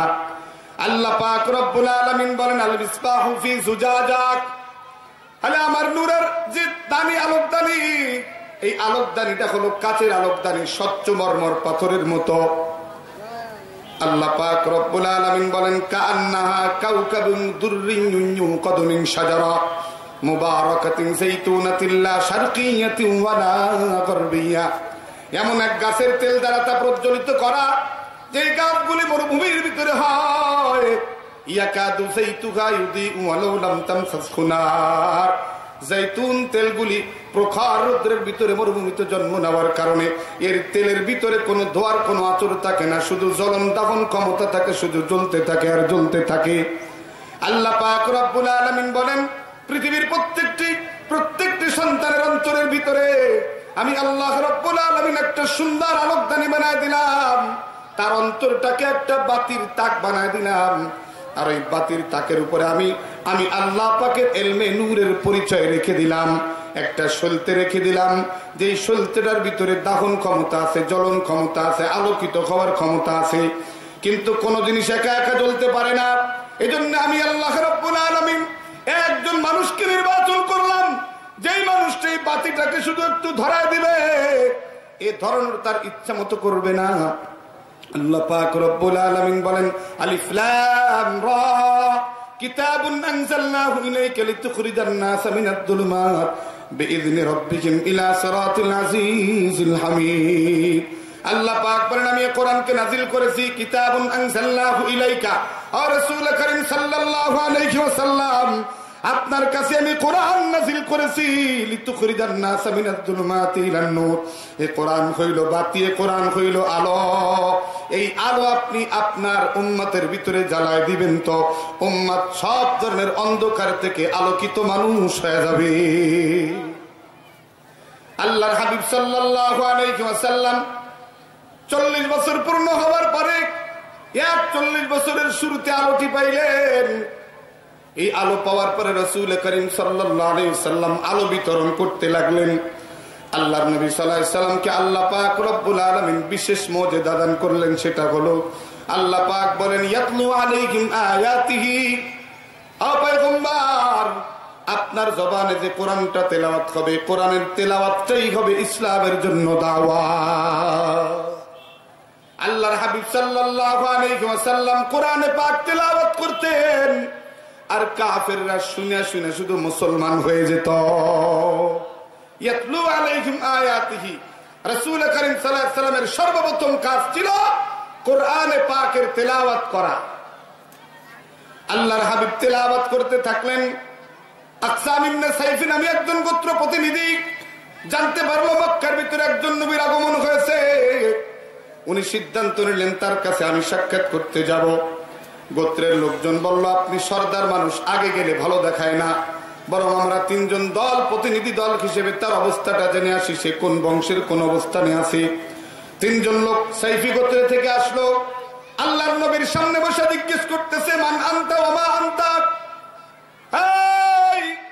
আপনি কে, কার সন্তান আপনি, আর কি জন্য এসেছেন? আল্লাহর নবী সাল্লাল্লাহু আলাইহি ওয়াসাল্লাম তখন কিন্তু গরম দেখান নাই, গৌরবের ভাব দেখান নাই, তখন কিন্তু অলরেডি নবী আমার নবী। আল্লাহর নবী সুন্দর স্বাভাবিক জবাব দিলেন আনা মুহাম্মদ ইবনে আব্দুল্লাহ, আমি আব্দুল্লাহর ছেলে মুহাম্মদ সাল্লাল্লাহু আলাইহি ওয়াসাল্লাম। ওয়া মা আনতা, আপনি কেন এসেছেন, কাজ কি আপনার? হযরত রাসূল করিম সাল্লাল্লাহু আলাইহি ওয়াসাল্লাম পড়তেছেন ইন্নাল্লাহা ইয়ামুরু বিল আদলি ওয়াল ইহসান ওয়া ইতা'i যিল কুরবা ওয়া ইয়ানহা আনিল ফাহশা'i ওয়াল মুনকারি ওয়াল বাগই ইয়াযুকুম লাআল্লাকুম তাযাক্কারুন। আল্লাহর নবী আয়াতে কারিমে তিলাওয়াত করলেন। ওই প্রতিনিধি দলের 3 জন আবার বলে আবার একটু তিলাওয়াত করেন। আল্লাহর নবী আবার তিলাওয়াত করলেন ইন্নাল্লাহা ইয়ামুরু বিল আদলি ওয়াল ইহসান ওয়া ইতা'i যিল কুরবা ওয়া ইয়ানহা আনিল ফাহশা'i ওয়াল মুনকারি ওয়াল বাগই। আবার প্রতিনিধি দল বলে আবার তিলাওয়াত করেন। নবী আবার তিলাওয়াত করলেন। আল্লাহর নবীর তিলাওয়াত শুনে শুনে এর আয়াতটা মুখস্থ হয়ে গেল। প্রতিনিধি দল আল্লাহ রসুলের কাছ থেকে বিদায় নিল। আকসাম ইবনে সাইফি গোত্র প্রতিনিধি সর্দারের কাছে গেল।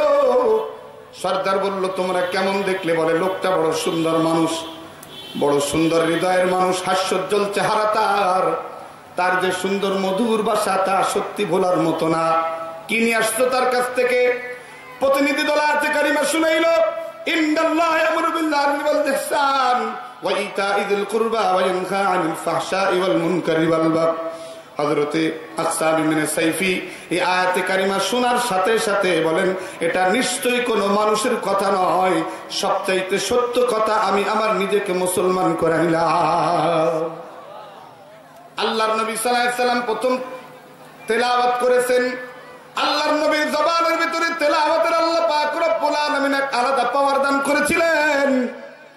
আজ পর্যন্ত কোরআনের ভিতরে ওই পাওয়ার আছে, কিন্তু আমার এই জবান পাওয়ারওয়ালা না, আপনার ওই কলিজাটাও সুন্দর না, এজন্য কোরআন থেকে কোনো আওয়াজ হচ্ছে না। আর কোরআনের আওয়াজে আপনার কলিজার ভিতরে কোনো কিচ্ছু লাগে না রে বন্ধুরা আমার। আমি বলতেছিলাম আল্লাহর নবী সাল্লাল্লাহু আলাইহি ওয়াসাল্লাম এবার সংস্কারের কাজে লেগে গেলেন। এই গুণে ধরা আইয়ামে জাহিলিয়াতের অন্ধ মানুষগুলিকে আলোকিত মানুষ বানাইতে চাইলেন। এই আলোকিত মানাবার জন্য আল্লাহ রাসূল সাল্লাল্লাহু আলাইহি ওয়াসাল্লাম নবীর কাছে যে কোরআন আসলো সেই কোরআন মানুষের কাছে পৌঁছাইতে লাগলেন। যত বেশি কোরআন পৌঁছাইতেছেন তত বেশি মানুষ আলোকিত মানুষ হতেছে। এমন আলোকিত মানুষ হতেছে এক একজন আল্লাহু আকবার, আর দুনিয়ার কোনো ঝামেলা তারা বোঝে না। দুনিয়ার মাস্তান হইল, আল্লাহর কোরআনের বদৌলতে সে একজন চরিত্রবান মানুষ হয়ে যায়। হযরতে ওমর ফারুক রাদিয়াল্লাহু তাআলা আনহু যখন মুসলমান হইলেন, মুসলমান হওয়ার পরে ঈমানের জ্যোতি ভিতরে ধরে রাখতে পারতেছেন না। বলেন গো আল্লাহর রাসূল, আমি মানুষের সামনে বলে দিব আমি মুসলমান হয়েছি কালেমা পড়া। আল্লাহর নবী বলেন এখনো পর্যন্ত সময় হয় নাই। ওমর বলেন না রাসূল, আর গোপনে থাকার জিনিস নয়। হযরত ওমর যখন মুসলমান হয়েছেন তখন 40তম মুসলমান তিনি হয়েছেন। আল্লাহ রাসূল সাল্লাল্লাহু আলাইহি ওয়াসাল্লামকে বললেন, রাসূল যেই ধর্ম আমরা গ্রহণ করেছি তা কি সত্য না? রাসূল বললেন অবশ্যই সত্য, 100% সত্য ধর্ম। হযরত ওমর বলেন তাইলে টেনশনের কিছু নাই। আল্লাহ রাসূল সাল্লাল্লাহু আলাইহি ওয়াসাল্লামকে মাঝখানে দাঁড়ায় দিয়া হযরত ওমর দুই দিকে 20-20 40 জনের লাইন দিয়ে বলেন, ইসলাম আর গোপন থাকবে না, ইসলাম এখন থেকে ওপেন শুরু হয়ে যাবে। হযরত সাইয়্যিদুনা ওমর বললেন, আযান এখন গোপনে হবে না, মানুষকে ডাকাও গোপনে হবে না, এবং কোরআনে পাকের তেলাওয়াত এখন আর গোপনে হবে না, ওপেন ভাবে হতে থাকবে। আলোকিত মানুষ হয়ে গেলেন তারা। সম্মানিত হাজিরিন, আজকে আমাদের কাছে সেই কোরআন আছে, বাংলার জমিনে হাজারো কোরআনী মাদ্রাসা আছে, অথচ মুসলমানের সন্তান আলোকিত মানুষ হচ্ছে না। কারণ কোথায় আমরা তালাশ করে দেখি না? বন্ধুরা আমার, আপনার সন্তানকে আপনি অত্যন্ত যত্ন করেন, অত্যন্ত আপন ভাবেন। আপনি এত আপন ভাবেন যে বর্তমান ডিজিটালের কারণে অনেক বাবা তার সন্তানের নাম আপনও রাইখা দেয়, বাবা আপন শুনে যাও। অনেক বাবা তার সন্তানের নাম হৃদয় রাখে, হৃদয়। আরে কত নাম! আর মেয়েদের নামের তো আর হদিস নাই। মেয়েকে এত মহব্বত করে যে পুতুল কয়া কয়া ডাকে, পুতুল।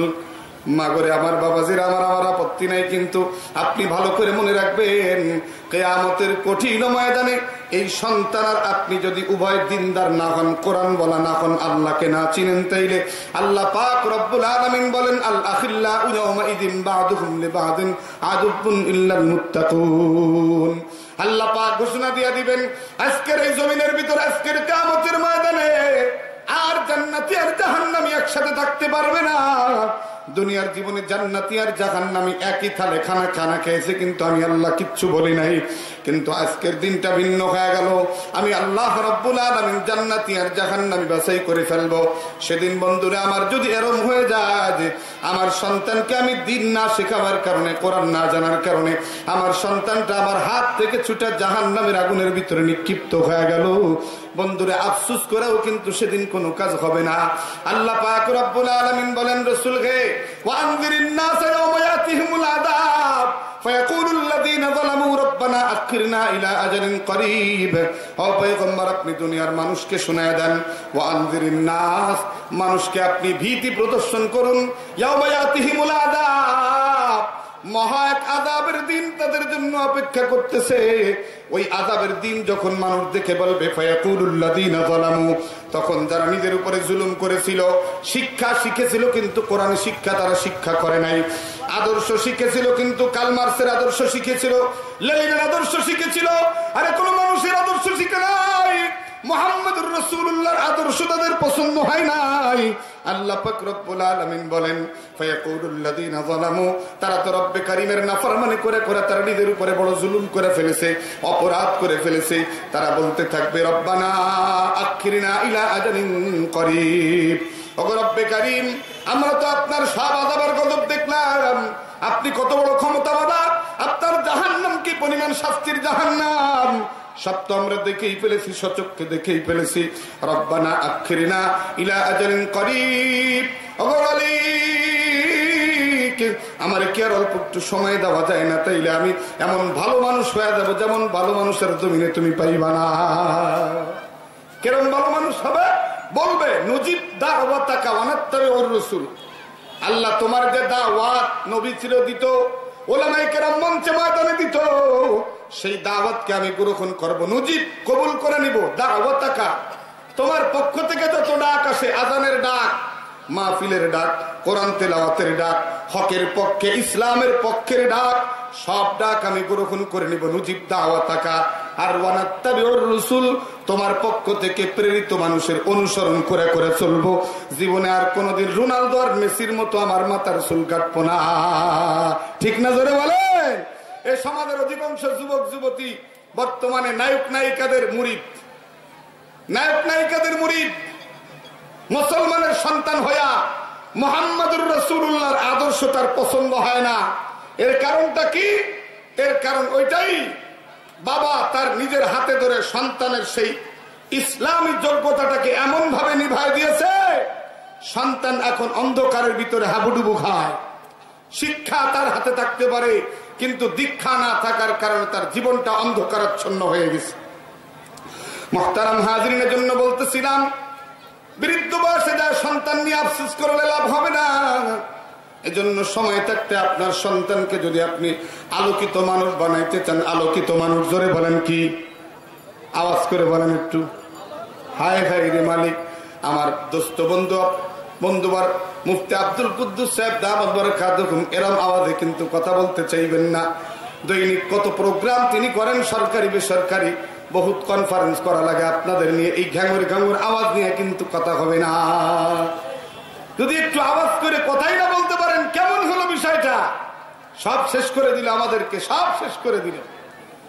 আরে মুসলমান ভাইরা আমার, যারা দাঁড়িয়ে আছেন, বসার মতো জায়গা আছে, বসেন।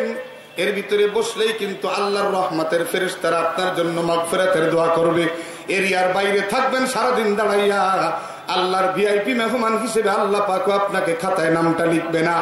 মুসলমান ভাইরা বলতেছিলাম, আমার সন্তানটা আজকে আলোকিত মানুষ হলো না কেন? কি কারণ? তার একটা বড় কারণ আমি আপনাদেরকে জানাবো। সেটা হলো, আমি আমার প্রিয় সন্তান, আমি আমার কলিজার টুকরা সন্তান, যে সন্তান আমার জীবনের আশা ভরসা হয়ে গেছে, যে সন্তান আমার জীবনের একটা ব্যাপার স্যাপার হয়ে গেছে এখন। কারণ ডিজিটাল সময়ের নারীরাও তো অন পিসির বেশি নিতে চায় না, পুরো ঢালাই দিয়ে বন্ধ করে থুয়ে দেয়। জীবনে যেন আর এই রাস্তা দিয়ে কেউ আসতে না পারে, যদি আসতে চায় সেটারও আগে মারিয়ে দেবো, কিন্তু দুনিয়া আসতে দিব না। কথা বন্ধ করেন, আওয়াজ করে কথা বলেন, ঠিক কিনা? তুমি কি কন্ট্রাক্টরে নিয়েছো নাকি? হাসার মতো না, আমাদের হুজুরদের ঘরে সন্তান কম না, আমরা তো তোমার মতো ভিক্ষুক হয়ে যাই নাই। একটা মাত্র সন্তান 40,000 টাকা বেতন পাও, তারপরও তোমার মাসের শেষে ঋণের বোঝা মাথায় নিয়ে ঘুরতে হয়। আর আমাদের 4-5টা সন্তান নিয়েও তো আল্লাহর শকর কোনোদিন তোমার মতো টেনশন করা লাগে নাই। তুমি তো দুনিয়ার হানিমুনির ধান্দায় মাতাল হয়ে গেছো।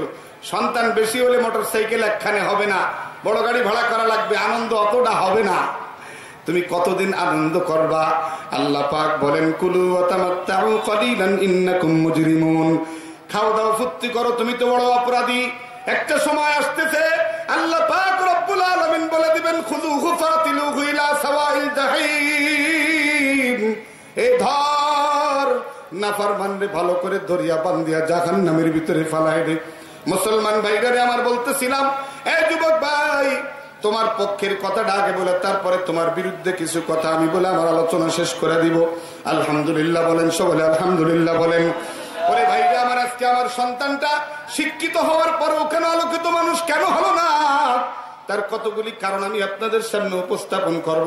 হয়তো আমার হায়াত বেশি সময় দিবে না, ঘোষক এসে গেছে মনে হয়, চালাবো। মুহতারাম হাজিরিন, আমি আপনাকে কোরআন হাদিস দিয়ে বলতে চাই, আমার সন্তানটা কেন গাঁজাখোর হলো, কেন মদখোর হলো, আর আমার বাড়ির পাশের গরিব একজন ভ্যানওয়ালার সন্তানটা কেন কোরআনের হাফেজ হলো। সমস্যাটা কোথায় আমি আপনাকে চোখে আঙুল দিয়ে দেখাই দিতে চাই। আপনি আপনার সন্তানের 7টি হক আছে, সে হক আপনি আদায় করেন না, এজন্য ওই সন্তানটাও মা বাবার 14 হক আদায় করে না। ঠিক কিনা যারা বলেন? বৃদ্ধ বয়সে মাথা গুঁজে দিয়ে বেঞ্চের পরে মাথা দিয়ে বসে কানলে কি এটা ফাইনাল হবে? সময় মতো ভাবতে হবে। এজন্য বন্ধুরা আমার, ভালো করে শুনবেন, কথাটা আপনি মনে রাখার মতো কথা বলি। রাসূল কারীম সাল্লাল্লাহু আলাইহি ওয়াসাল্লাম বর্ণনা করেন, তাখায়্যারু নুতফাকুম, এই মুসলমান ও মানুষ, যেই সেই রক্ত দিয়া তোমার সন্তান জন্ম দিবা না। তাস খেলার গুণে সন্তান জন্ম দিবা না, তাইলে ফেলাস খেলাওয়ালা হবে, ঠিক না? জোরে বলেন। তুমি যদি জুয়ো খেলা অবস্থায় সন্তান জন্ম দাও, ও আরো ডবল জুয়ো খেলাওয়ালা হবে, ঠিক না? জোরে বলেন। এই মহিলা, তুমি যদি রোড মাস্টারি করে করে সন্তান জন্ম দাও, তোমার মেয়েটা ফরজ কোয়ার্টার খুলে দিবে তোমার বাড়ির ভিতরে, ঠিক না? জোরে বলেন। কিন্তু তোমার যেই রক্তটা আল্লাহর কদমে সিজদা দিয়ে মজা পায়, ওই রক্ত দিয়া সন্তান জন্ম দিবা, তোমার সন্তান তোমার গর্ভে থাকতেই আল্লাহকে চিনে নিবে।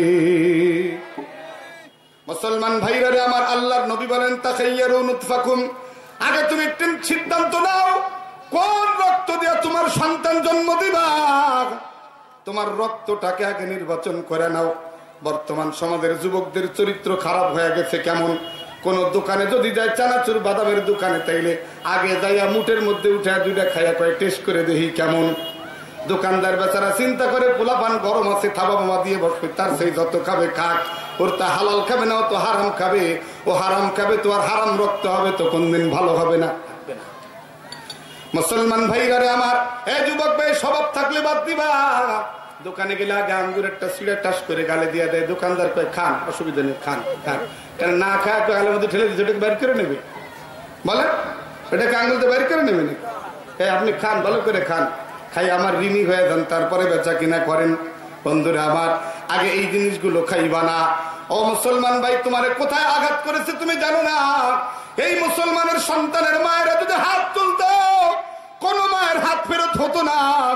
এই মায়ের হাতগুলিকে নষ্ট করার জন্য ওই ইস্ট ইন্ডিয়া কোম্পানি যারা ছিল, অর্থাৎ আমেরিকা, ব্রিটেন, জাপান, জার্মান, তার মানে হলো বাংলাদেশের একজন নাম করা সুৎখোরের নাম ডক্টর ইউনূস সহ সবাই ভেবে দেখলো, বাংলার জমিনের মাদের যদি পেটটা নষ্ট করতে হয়, তাইলে কন্ট্রাক্টর নিতে হবে, ধনী বানানো কন্ট্রাক্টর নিতে হবে। বাংলাদেশের দরিদ্র সীমানার নিচে মানুষ বসবাস করে, তাই মানুষগুলোকে ধনী বানাইতে আমরা এমন এমন লোন দেব, আর বলবো তোমাদের দারিদ্র বিমোচনের জন্য আমরা দরদের কথা নিয়ে আসছি। মায়েরা কচি হইয়া, ঠিক না জোরে বলেন? ঘরের ভিতরে যখন সুদের কারবার ঢুকায় দিল এই মুসলমান মাদের ভিতরে, তখন হারাম রক্ত তৈরি হতে লাগলো।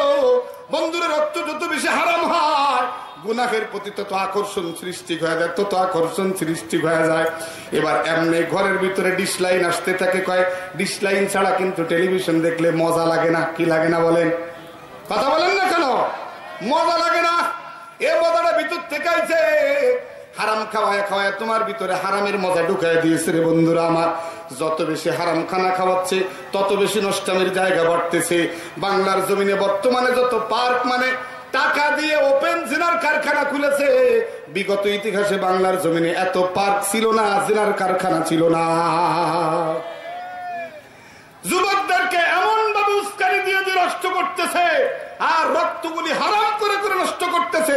ওর রক্ত ওরে ধাক্কা দিয়ে কয় চল, ফাল্গুন মাস আসছে চল, আনন্দ ভ্রমণে চল, কুয়াকাটায় চল, ল্যাংটা হতে চল। ওরে শুধু গুতায়, ওরে গুতায়।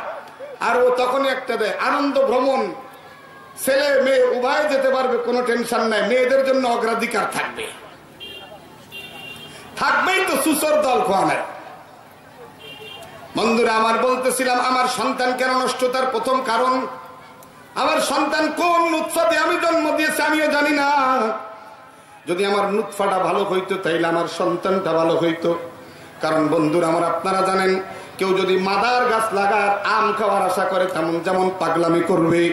যেই কোন রক্ত দিয়া সন্তান জন্ম দিয়া আল্লাহওয়ালা বানানোর জন্য তার চাইতেও বেশি পাগলামি করবে। নাম্বার 1, নাম্বার সন্তানের হক এটা। নাম্বার 2, যুবক ভালো করে শুনবি, তোর সন্তানের মা কে হবে? মোটরসাইকেল চালানো বিলকিস হবে না। তোর সন্তানের মা হবে রাতের বেলা তাহাজ্জুদওয়ালা মা।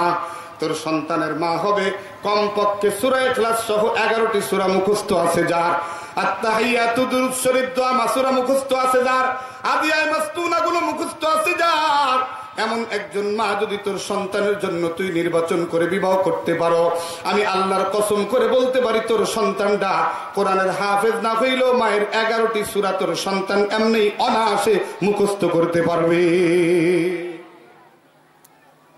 মুসলমান ভাইরা আমার, কেন কথাগুলি বলতেছি, আফসোসের সাথে বলতেছি, যা মা যেই কোয়ালিটির হয় সন্তানটাও এই জামানায় সেই কোয়ালিটির। ঠিক না জোরে বলেন? মা কা আল্লাহ একটা সন্তান দিয়ে মুস্তাফিজ বানাবো, খালি ছক্কা মারবে আর ফ্ল্যাট বাড়ির মধ্যে আমি ঢুকবো। ঠিক না জোরে বলেন? কিন্তু এমন মায়ের সংখ্যা কম, সন্তান পেটে আসলে বলে না আল্লাহ আমার সন্তানটার যে মেধা দিবা, এই মেধা দিয়ে তোমার কোরআনকে হেফাজত করব আল্লাহ। মুসলমান মা বোনেরা আবার ভালো করে শোনো, তোমরা যেমন ওয়াজেও বেশি আসো, বাজারেও বেশি দাও। তোমাদের কেনুর বাড়িতে এখন বাজারে আলেম ওলামা চলতে পারে না, এখন ভয় লাগে বাজারে যাইতে, ঠিক না জোরে বলেন? হ্যাঁ কথা বলেন ঠিক কিনা? আর বর্তমান মহিলাদের অবস্থা হলো একটু হুজুর দেখলি মনে করে বেটা মানুষ, বাকি আর কাউরে ওরা বেটা মানুষ মনে করে না। দাড়ি টুপি পঞ্জাবি থাকলে মনে করে এটা বেটা মানুষ আইছে, বাকি যারা আছে একে মনে করে তো আমাকে তো সমান সমান, একে কিচ্ছু না এগুলো। এ ভাই আমার, সন্তানের 2 নম্বর হক হলো তোমার সন্তানের জন্য একজন নেককার মা নির্বাচন করবা। আল্লাহর নবী সাল্লাল্লাহু আলাইহি ওয়াসাল্লাম বলেন, এই দুনিয়ার কোনো কিছু আল্লাহর কাছে কোনো দাম নাই, কোনো দাম নাই, সব পচার, সব মরি। নবী বলেছেন আদ-দুনিয়া জিফাতুহু ওয়া তালিবুহা কিলাব। আবার নবী আবার বলেছেন আদ-দুনিয়া কুল্লুহা মাতা ওয়া খায়রু মাতা'আদ দুনিয়া আল মারআতুস সালিহা। এই গোটা পৃথিবীতে যা কিছু আছে মানুষের ভোগের জন্য আল্লাহ বানাইছে, তবে উত্তম ভোগের সামগ্রী হইল একজন সতীসাধী চরিত্রবান আল্লাহওয়ালা নারী। চামড়া সুন্দর লাগবে না, কলিজার ভিতরে সৌন্দর্য থাকা লাগবে, ঠিক না জোরে বলেন? চামড়া সুন্দরীর অহংকারের গুতে আমরা এখন রাস্তা দিয়ে হাঁটতে পারি না। আরে কলিজা সুন্দরওয়ালা নারীর সংখ্যা এখন বড় কম। শুধু ফ্যাশন আর ফ্যাশনের পরে 1 ডজন বোরকা আছে ঘরে, একটা পরে গেলে মানুষ মন্দ কবে, তাই তো ডেলি একটা পরে যাবে। আরে বাবা রে বাবা, কত বড় লোকের বউ দেখছো, কালকে যেটা ভরে আইলো আজকে সেটা ভরিনি।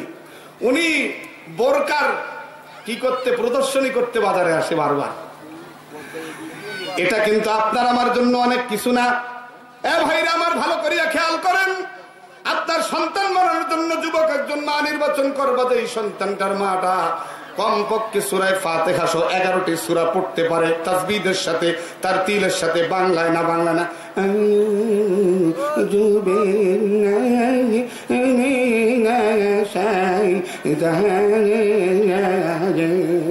এরকম না। কারি বাঁচাতে চাই তো মারাত্মক কারি, আগের তো সুরটা নেই, 6 আলিফ লম্বা বানায় দিয়ে দিয়ে, হ্যাঁ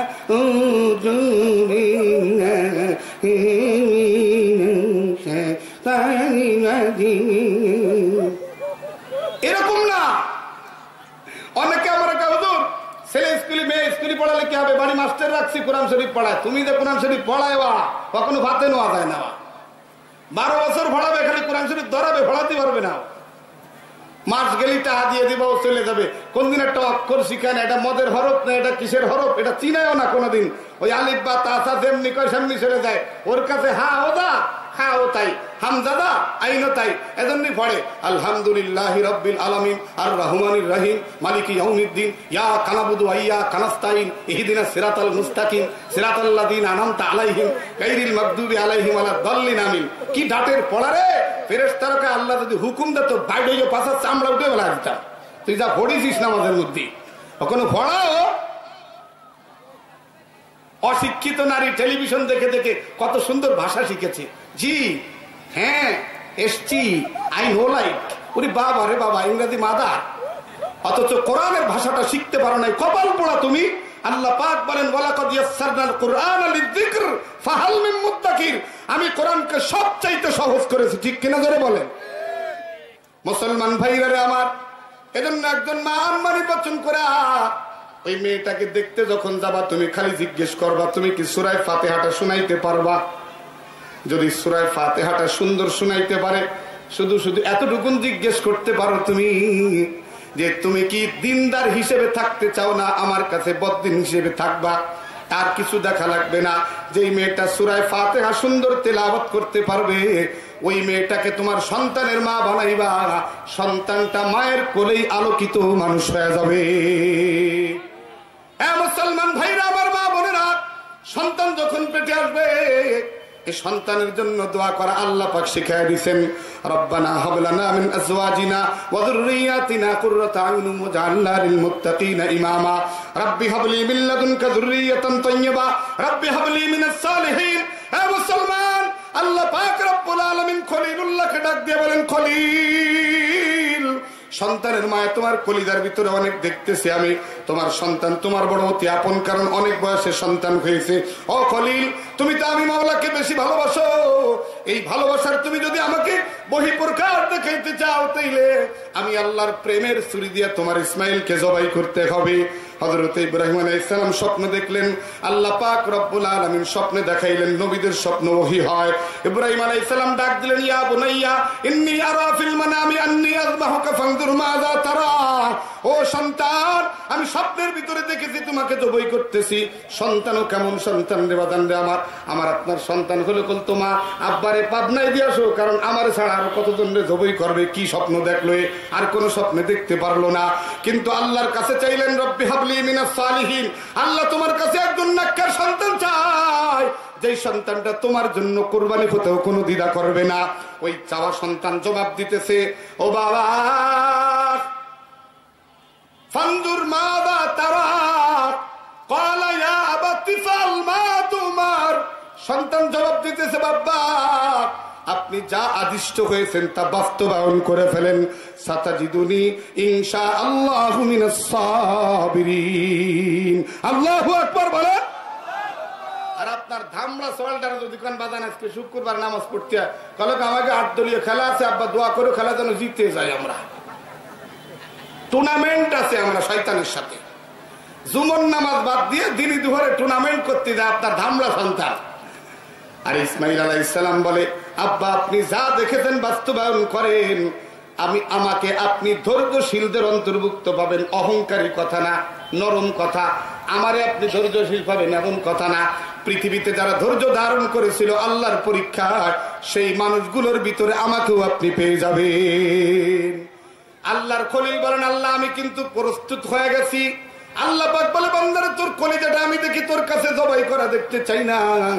ইব্রাহিম খলিল সব প্রস্তুতি নিয়ে একবারে কায় মনোবাক্যে একনিষ্ঠ চিত্তে যখন ছুরিটা জবাই দেওয়া শুরু করেছে, আল্লাহ পাক বলে, ছুরি রে আমার হুকুম ছাড়া যেন আমার ইসমাইলের গলার ভিতরে ঢুকবি না। এই ছুরি খবরদার, আমার প্রেমের ছুরি তুই আমার হুকুম ছাড়া ইসমাইলের গলায় ঢুকবি না, কারণ ইসমাইলের কলিজার ভিতরে আমার প্রেম ভরে গেছে। আমার জন্য ইসমাইল নিজেকে কুরবানি করে দিতে প্রস্তুত হয়ে গেছে। আল্লাহ পাক রব্বুল আলামিন ডাক দিলেন, ও ইব্রাহিম কদ সাদ্দাকতার রুয়া, জবাই তোমার করা লাগবে না, আমি বুঝেছি তোমার কলিজাটা জবাই করার জন্য তৈরি হয়ে গেছে। ইন্না কাযালিকা নাজসিল মুহসিনিন, কেউ যদি সৎকর্মশীল হয় আমি আল্লাহ এইভাবে তার পুরস্কার দান করে থাকি। ওয়াফাদাইনাহু বিযিবহিন আযীম। না ইব্রাহিম, আমার কোন প্রিয় বান্দার কোন কথা আমি আল্লাহ মিথ্যা বানাই না। তুমি না বলেছিলে মায়ের কাছে মালিকের দাওয়াতে যাইতেছি, আমি আল্লাহ পাক রব্বুল আলামিন তোমার সন্তানকে কবুল করে নিয়া আমি জান্নাত থেকে একটা দুম্বা দিয়া দিলাম, জবাই করে দিলাম। যাও তোমার মালিকের মেহমান হয়ে তোমরা সবাই মিলে আজকে জান্নাতি খানা খাও। আল্লাহু আকবার বলে। আমার সন্তানরে নামাজ পড়তে গেলে উল্টা দিকে হাঁটে, আর বাপই রমজান মাসে আসলে কয় ছেলেটা ছোট মানুষ, 23 বছর বয়স, কেবল ও যদি রোজা থাকে শুয়ে যাবে না, পরীক্ষা ফেল করবে না। কত আদর রে! এত আদর করে সন্তান আপনি লালন পালন করবেন, আর এই সন্তান না আপনার কবরে যেদিন রাখবে সেদিন শেষ দেখা দেখে আর আসবে না এদিকে কোনোদিন।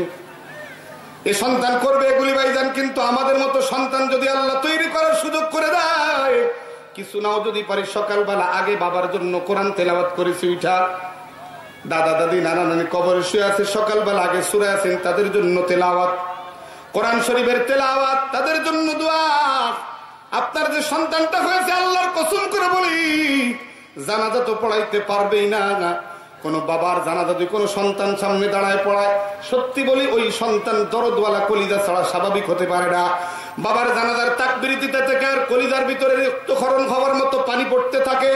একবার তো সেই পানি চোখ থেকে গলায় পড়ে যায়। রব্বে কারীম ডাক দিয়ে বলে, বান্দা বান্দি, বাবার জন্য সন্তানের দোয়া দামি বানাইছি, সন্তানের জন্য বাবা মায়ের দোয়া দামি বানাইছি। কোন সন্তান যখন কলিজার কান্নাটা চোখ দিয়ে বের করে নাকের ডগা পর্যন্ত ছেড়ে দেয়, আমি আল্লাহ পাক তার মা বাবাকে কবরে জান্নাতের মালিক বানায় দে। আল্লাহু আকবার। মুসলমান ভাইরা রে, মা, এই মা, পেটে যখন সন্তান এসে যাবে তুমি আর রোড মাস্টারি করবা না, আল্লাহর উপরে তাওয়াক্কুল করা, নিয়মিত কোরআন তেলাওয়াত করবা। আমার মাওলার জিকির আজগার বেশি করবা, ভালো কিতাবাদিগুলি পড়তে থাকবা। আল্লাহ পাক রব্বুল আলামিন তোমার সন্তানকে জান্নাতি সন্তান হিসেবে বড় করে দিবে।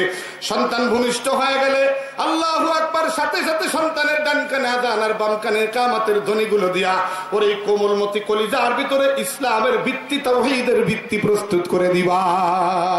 তাওহীদ কি আমানাত সিনু মে হ্যায় হামারা, आसान ही मिटाना नामो निशा हमारा। ঠিক কিনা যারা বলেন? আর আমার সন্তানের কলিজায় যদি তাওহীদের বীজ বপন করে দিতে পারতাম জন্মের পরে, আমার সন্তানের জবান থেকে কোরআনের বিরুদ্ধে, উলামায়ে কেরামের বিরুদ্ধে, মাদ্রাসা মসজিদের বিরুদ্ধে কথা হতো না। ঠিক কিনা যারা বলেন? কিন্তু এই সমাজের মুসলমানের সন্তান মঞ্চের উপরে দাঁড়ায়া আল্লাহর দেওয়া ক্ষমতা ব্যবহার করে কয় ওলামায়ে কেরাম বোঝে না। তুমি বোঝো বেশি না, তুমি বেশি বোঝো। কয়দিন পরে বুঝবা। আল্লাহ কয় ফাসাউফা ইয়ালামুন, খুব শিগগিরই জানতে পারবা তোমার পরিণাম কি হবে। এরে যুবক ভাই, তুমি যখন আমার মাওলার জমিনের ভিতরে আল্লাহর হুকুম ছাড়া ডান্স করো, দেখছেট বাঁধা মানুষের বুকের ভিতরে কানের ভিতরে আঘাত দিতে থাকো আর বানরের মতো নাচতে থাকো, আমার মাওলা ক্ষমতার গরম দেখাইয়া তোমার মাদার একটা রগ যদি ছোট্ট টান দিয়া ছাইড়া দেয়, পৃথিবীর কোন ডাক্তার নাই তোমার মাজা সুস্থ করে দিতে পারে। কাদেরে কুদরত তুদারি বরকামাল আনতা রব্বি আনতা হাসবি যুল জালাল। ঠিক না যারা বলে? ডোনাল্ড ট্রাম্প জানতো না যে আমার এখান থেকে কোনোদিন নেমে যাওয়া লাগবে, আল্লাহ কান ধরে নামা দিচ্ছে। ঠিক না ধরে বলেন? মুসলমানের টুপি দেখতে পারতো না, কলিজা জ্বলতো। মুসলমানের মহিলাদের বোরকা দেখতে পারতো না, কলিজা জ্বলতো। আল্লাহ পাক কয় আর থাকতে পারবি না, নাম। পৃথিবীর মোড়লগিরি করেছিস কতদিন, আজকে তোর বাড়িতে যে থাক। আল্লাহ আবার পাল্টায় দিয়ে জো বাইডেনরে দিছে, এটারও দেখায় দিছে তুইও যদি উল্টা পাল্টা করো কয়দিন পরে নামাবো।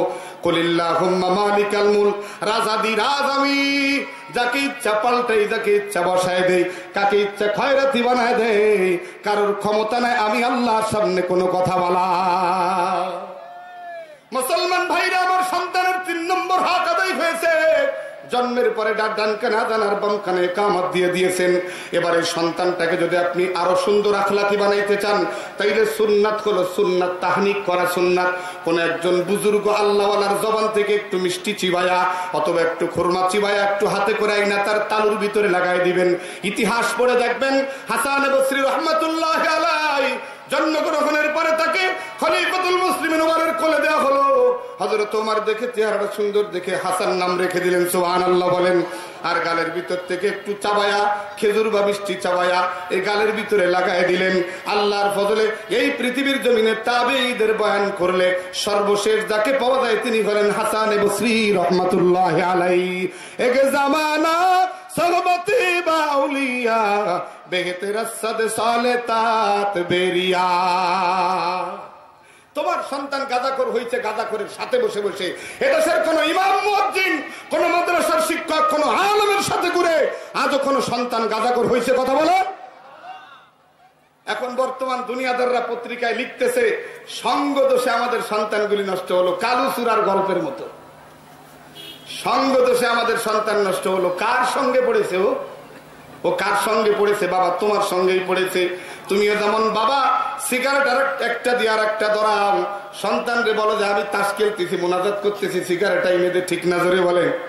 বাপ মোনাজাতে বসা, ছেলের সিগারেট এনে দে, সে সিগারেট, মাথা গরম হয়ে গেছে, এমনই হারিয়ে যাবো, তাড়াতাড়ি কর। ছেলে ওইদিকে চিন্তায় সুযোগ আর পাবো না, আগে ধরায় টান একটা দেবো, তারপরে নিয়ে আসবো, যাতে বাপ কিছু না কইতে পারে। আছে না নাই? সন্তানরা, যুবক সন্তান যারা এখন স্কুলে পড়ে, আপনি জরিপ করে দেখবেন 95% এখন সিগারেট খায়। ট্রেনিং দেয় বিভিন্ন জায়গায় দাঁড়ায় দাঁড়ায়, কিন্তু খায় কেন জানে? এটা কারণও আছে একটা। আমাদের দেশের যারা ডিজিটাল যুবতী তারা বলে সিগারেট না খালি লাইক করে না। কি করে না? লাইক করে না, লাইক ভোট দেয় না। তাই তুমি সিগারেট খাও না, আই তো আর নো লাইক। তুমি সিগারেট একটা দিয়ে একটা খাবা। ওই বুতিরাটটা আছে রূপসাবির ঈদের পাশে, এখানে ছেলে মেয়ে উভয় সমানে খায়। ওখানে যারা দোকানদারি করে তারা রাজকীয় দোকানদারি করে, কারণ দোকান তাদের বড় বিষয় না। যত ব্যবসা করা যাবে ভূত হয়ে আসে, তারা ওদের কোনো চিন্তা চেতনা থাকে না, নোট নিয়ে আসে আর খরচ করার জন্য আসে। মুসলমান ভাইরা আমার, সন্তানের একটা হক হলো সন্তানকে মা তুমি দুধ পান করাইবা, তবে ভালো করে মনে রাখবা এই সন্তানকে যতবার দুধ পান করাইবা বিসমিল্লাহ বলে ডান স্তন আগে দুধের মুখে দিবা। যদি পারো তাইলে অজু করে করে মুখে দিবা। তোমার প্রত্যেকটা দুধের ফোঁটা আবার মাওলা দিয়েছে নিয়ামত, তারপরেও সন্তানকে বুকের আদর দিয়া উষ্ণ সোহাগ দিয়া তুমি যখন সন্তানকে দুধ পান করাও, আল্লাহ পাক তোমার প্রত্যেকটা দুধের ফোঁটার বিনিময় এক একটা নেকি তোমার আমল নামায় লিখে দেয়। এ দেশের মায়েরা এগুলি জানে না, ডিজিটালরা। এজন্য কয় ছেলেটারে ল্যাকটোজেন খাওয়াও, আমার শরীর ভেঙে যাবে, আমি ডিজিটাল হতে পারবো না। আল্লাহ কয় তোর বুকের উষ্ণতা যখন তুই সন্তানকে দিলি না, একদিন তুই বিরক্ত হবি, এ সন্তান তোর দিকে মায়ার নজরে তাকাবে না। ও যারে ভালোবাসবে তারে নিয়ে ঢাকা শহরে যাবে আনন্দ করার জন্য। দুইজন গার্মেন্টসে, একজন রাতের বেলা একজন দিনে ডিউটি, রাস্তায় দেখা হবে দুইজনের মাগার বাড়ি আর কোনোদিন দেখা হবে না। এ হলো প্রীতের পাওনা, অবৈধ প্রীতের পাওনা এগুলি। মুসলমান ভাইরা রে আমার, সন্তানকে পারলে এগুলি করবা মা। এরপরে মা তোমার কাছে আর একটা কাজ আছে। তোমার সন্তান বছর পুরে যাবে তো তোমার জবান থেকে মা ডাকা শিখে যাবে। সন্তান আর একটু বড় হবে তো শব্দ শখ বলা শিখে যাবে। তোমার দায়িত্ব হলো আল্লাহ পাকের বাণী, আল্লাহু আখরাজাকুম মিন বুতুনি উম্মাহাতিকুম লা তা'লামুনা শাইআ ওয়া জা'আলা লাকুমুস সামআ ওয়াল আবসারা ওয়াল আফইদাতা লা'আল্লাকুম তাশকুরুন। আল্লাহ কয় তোর সন্তান কিছুই জানতো না, আমি আল্লাহ তোরে মা ডাকা শিখাইলাম, বাবা ডাকা শিখাইলাম। ও নেমো খারাম মা, তুই আমারে আল্লাহ ডাকা শিখাইলি না। আল্লাহর নবীর সর্বপ্রথম বাণী হলো সুবহানাল্লাহু আকবার কাবীরা ওয়ালহামদুলিল্লাহি হামদান কাসীরা ওয়া সুবহানাল্লাহি বুকরাতান ওয়া আসীলা। সন্তান যখন লেখাপড়া শিখবে, কথা বলা শিখে যাবে, মা তোমার কাজ হলো সন্তানকে ছোট্ট ছোট্ট বাক্য দিয়া তুমি কালেমে তৈয়বা শিক্ষা দিবা। লা লা ইলাহা লা ইলাহা 10 বার পড়ায় দেখবা তোমার সন্তান খেলাধুলার ভিতরে পড়তেছে লা ইলাহা। আমরা নুরানি মাদ্রাসায় পড়াই, প্লে ক্লাসের 4 বছরের একটা বাচ্চাকে প্রথম দিন আমাদের ক্লাসে দিল, আমরা একটা শব্দ দেখাই দিলাম, আখলিস দীনাকা, আখলিস দীনাকা, আখলিস দীনাকা শব্দ শিখাই দিলাম। সন্তান বাড়িতে যায়, খেলাধুলা করে, আর ঘরে ফিরে ওই শব্দটাই মা বাবাকে শোনায়। মাও শুনতে শুনতে মুখস্থ হইয়া যায়। মাও মাদ্রাসায় চলে আসি, কি পড়ান বলে, আমার সন্তান সারাদিন এই কথা বলে। আরে মা, তোমার সন্তানকে কোলের ভিতরে রেখা তুমি কালিমে তাইয়্যিবার তালকিন দিয়া দিবা। এরপরে তুমি সালাম শিখাইবা। আফসোস, ডিজিটাল মা বাবা হওয়ার কারণে ছোট্ট সন্তানের জবান থেকে কথা বের হওয়ার আগে শিখাই টাটা। আল্লাহ কয় তোর মুই জাটা বাতে আমার স্বাদ মেটে না, লাঞ্চে মজা পাই, সকালবেলা ব্রেকফাস্ট নাস্তা পানি নাই, আবার আদাম সালাম টাটাই খাইলো, মাম্মি ডাডি বাপ মা নাই, কইতে গেলে লজ্জায় মইরা যায়। তোমরা গোসা না খাও ভাই রে ভাই, কইতে গেলে লজ্জায় মইরা যায়। ঠিক না জোরে বলেন? এত ডিজিটাল, এত ডিজিটাল। আরে তুমি কোন টালে আছো জানো? আমার আল্লাহর কোরআন কত ডিজিটাল তুমি জানো? আমার আল্লাহর কবর কত ডিজিটাল তুমি জানো নাকি? ওই ডিজিটালের সংবাদ তোমার কাছে নাই। ওই ডিজিটালের সংবাদ কোরআন হাদিসের ভিতরে আছে। আল্লাহর নবী ডিজিটাল সংবাদ দিয়েছেন। রাসূল বলেন, ইযা উযিআল মাইয়িতু ফি কবরিহি জাআল কুরআনু ইনদা রাসিহি। এ ভালো করে শোন, যেই মানুষগুলি কোরআন প্রিয় ছিল, কোরআন পড়তো, কোরআনকে মহব্বত করত, কোরআনের পরে আমল করত, ওই মানুষগুলো যখন কবরে চলিয়া যাবে, আল্লাহ পাক রব্বুল আলামিন কোরআনকে সুন্দর আকৃতি দিয়া মানুষের মাথার কাছে দিয়া দিবে। মুর্দার জিজ্ঞেস করবে, এত সুন্দর তুমি কে? বলে, আমি তোমার কোরআন। কতক্ষণ আমার সাথে থাকবা? এই কবর অন্ধকারের ভিতরে নিঃসঙ্গ জীবনটাকে সঙ্গ দিলে তুমি কতক্ষণ থাকবা? বলে, আল্লাহ যতক্ষণ আমার থাকতে বলে অতক্ষণ থাকবো। তোমার কিয়ামতের ময়দানের সাথে থাকবো, ফুলসেরাতের সাথে থাকবো, জান্নাতে পৌঁছে আল্লাহ আমারে যা হুকুম দিকে তাই করব। আমি কোরআন তোমার দুনিয়াতে প্রিয় ছিলাম, তাই আজকে তোমার প্রিয় হয়ে গেছি। আবার অন্যদিকে আল্লাহর রাসূল বলেন, কবরু রাউযাতুম মির রিয়াদিল জান্নাহ আও হুফরাতুম মিন হুফারিন নার। কবর কারোর জন্য জাহান্নামের গর্ত হয়ে যাবে। এই জিনাকার নারী পুরুষ যুবক যুবতীরা ভালো করে শুনিয়া রাখ। আল্লাহর নবী মেরাজের রজনীতে একটা চুলা দেখছিলেন, উনুন বলা হয় যাকে। ওই চুলার ভিতরে উলঙ্গ নারী আর জিনাকারী পুরুষকে আল্লাহ রাসূল দেখেছিলেন। ভালো করে মনে রাখতে হবে, যারা নারীরা জিনা করবে তাদের পেটের ভিতরে আগুনের সন্তান হবে, আর যারা পুরুষ জিনা করবে আল্লাহ পাক আগুনের রড বানায় রাখছে। রড এই আগুনে জাহান্নামের আগুনে লাল বানায় পুরুষাঙ্গ দিয়ে ঢুকাইয়া বলবে যুকু আযাবাল হারিক। দুনিয়ার জীবনে মজা লুটছো, মজা বলে নগদ জাপাও, হাত পেতে থাও, বাকির খাতায় শূন্য থাক। দূরের বাদ্য লাভ কি শুনে মাঝখানে যে বেজায় ফাঁক। জান্নাতে ষোড়শী পাবো সে কবের কথা, আজকের দুনিয়াতে চরিত্র কিনা যা পাইছি তাই ভোগ করে লই। আল্লাহ কয় কুলু ওয়া তামাত্তাউ কলিলা। ঠিক না জোরে বলেন? মুসলমান ভাইরা আমার, সন্তানের একটা হাক হলো, ও মা, সন্তান যখন 6 বছর বয়স হয়ে যাবে এর আগেই তুমি কোলে থেকে রেখে রেখে সন্তানকে দ্বীন ও ঈমান শিক্ষা দিবা, কালেমায়ে তাইয়্যিবা শিক্ষা দিবা, কালেমায়ে শাহাদাত, ঈমানে মুজমাল, ঈমানে মুফাসসাল শিক্ষা দিবা, এর সুন্নাত শিক্ষা দিবা, খানা খাওয়ার আদব ডান হাত থেকে শিক্ষা দিবা, এর জীবনের সব শিক্ষা দিবা। বাথরুম করার পরে ঢেলাকুলুক ব্যবহার করতে তুমি কোলে রেখে রেখে শিক্ষা দিবা। তোমার কোল হইল তার জন্য প্রথম মাদ্রাসা। এরপরে মা তোমার দায়িত্ব হলো, তোমার এই সন্তানটা 6 বছর বয়স হয়ে যাবে, তুমি এবার নির্বাচন করবে সন্তানকে মানুষ বানাইতে হবে। মানুষ, ঠিক কিনা জোরে বলেন, আওয়াজ করে বলেন ঠিক কিনা। কি বানাইতে হবে সন্তানকে?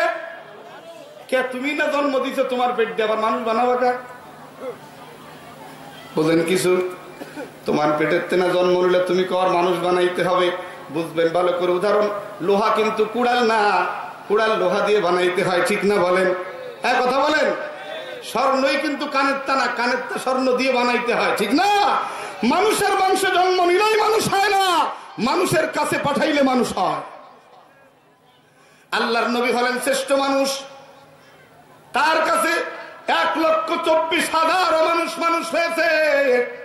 নবী আমার বলেন শুধু মানুষ না, আমার সাহাবীরা আসহাবী কান নুজুম, আমার সাহাবীরা হলো আকাশের নক্ষত্রের তুল্য আলোকিত মানুষ, আলোকিত মানুষ। কত দূর থেকে তারকা যেমন দেখা যায়, আমার নবীর প্রত্যেকটা সাহাবীর জীবন অত আলোকিত, আলোকিত। যারই অনুসরণ তোমরা করবা তোমরা জান্নাতের পথ পেয়ে যাবা, আলোকিত মানুষ হয়ে যাবা। বন্ধুরা, আমার সন্তান আলোকিত মানুষ হইল না, কারণটা কি? আমার এই ছোট্ট সন্তানটাকে আমি একেবারে বীজ বপন থেকে শুরু করা কেজি কেজি 3.5 কেজি 4 কেজি পিঠের ভরে বাঁধায় দিয়া একেবারে সকালবেলা যেখানে পাঠায় দিলাম, এই লোকটা তারে বিসমিল্লাহ পড়াইলো না, ঠিক না জোরে বলেন? কালেমায়ে তাইয়্যিবা পড়াইলো না, আল্লাহ চিনাইলো না, নবী চিনাইলো না, কিচ্ছু চিনাইলো না। তাকে যা শিক্ষা দিল তার ভিতরে শুধু আছে গন্ডগোল আর ফাসাদ। এতে আপেল, আপেল মানে আপেল খাইতে হয় আর কিছু না, ঠিক বলেন? এতে আল্লাহ শিক্ষা দেওয়া যাইতো না, কথা বলেন? এতে আল্লাহ, আল্লাহ মানে আল্লাহ। কে আল্লাহ? বলে আমার রব আল্লাহ, ঠিক না জোরে বলেন? ছোট্ট বাচ্চার জবানে আমরা মাঝে মধ্যে শিখাই, তোমরা পড়ো, আনন্দে পড়ো, আল্লাহ আমার রব, এই রবি আমার সব, আল্লাহ আমার রব, এই রবি আমার সব।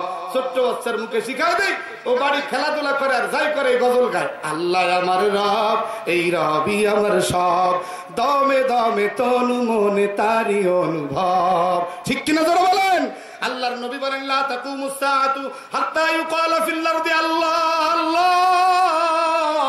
এই জমিন আর আসমানকে সুন্দর প্যান্ডেলের মতো স্থির রাখার জন্য যে জিনিসটার প্রয়োজন সেটা হলো দরদ ভরা কণ্ঠে একবার আল্লাহ কইয়া ডাক দিবে। রব্বে কারীম বলেন এমন একজন দরদের মানুষ জমিনের ভিতরে থাকবে তো আমি আল্লাহ আসমানকে জাগায় রাখবো, এই জমিনের ভিতরে বরকত দিব, মাছের ভিতরে স্বাদ দিয়া দিব, নারকেল গাছের ভিতরে, ডাবের ভিতরে, পানের ভিতরে স্বাদ দিয়া দিব। যখন এই মানুষটি থাকবে না, এই পৃথিবীতে রাখার প্রয়োজন আমি মনে করবো না। আল্লাহ পাক বলেন সেদিন আমি কিয়ামত কায়েম করে দিব। এই জাতির জন্য উলামায়ে কেরাম যে কতটা নিয়ামত, জাতি যদি একটু ভেবে দেখতো তাইলে বুঝতো। কারণ আমি স্পষ্ট কথা বলি এজন্য, এই যুবক ভাই, মুসলমান ভাইরা, আজও যারা হুজুরকে দেখতে পারো না, ভালো করে মনে রাখো, অনেকে আছে, তুমি ভালো করে মনে রাখবা, তোমার জন্য হুজুর প্রত্যেক ওয়াক্তে দোয়া করেন, আমাদের ওয়াক্তে, ঠিক না জোরে বলে? ربنا اغفر لي ولوالدي وللمؤمنين والمؤمنات والمسلمين والمسلمات الأحياء منهم والأموات إنك مجيب الدعوات। আল্লাহ আমারে মাফ করো, আমার মা বাবারে মাফ করো, সমস্ত মুসলমানদেরকে মাফ করো, মুমিন মুসলমানদেরকে মাফ করো, মহিলা মুসলমানদেরকে মাফ করো, হাজিরদেরকে মাফ করো, উপস্থিতদেরকে মাফ করো, সকলকে মাফ করে দাও। চিৎকার দিয়ে বলেন ঠিক কিনা? কত দরদি তুমি জানো? তুমি যেখানে গালি দাও সেখানে ওলামায়ে কেরাম তোমার জন্য ক্ষমার দোয়া করে, আর এদেরকে জমিনে রাখবা না, তাইলে তোমার ক্ষমার দোয়া করবে কে? সুবুদ্ধির উদয় হোক, ঠিক কিনা জোরে বলেন।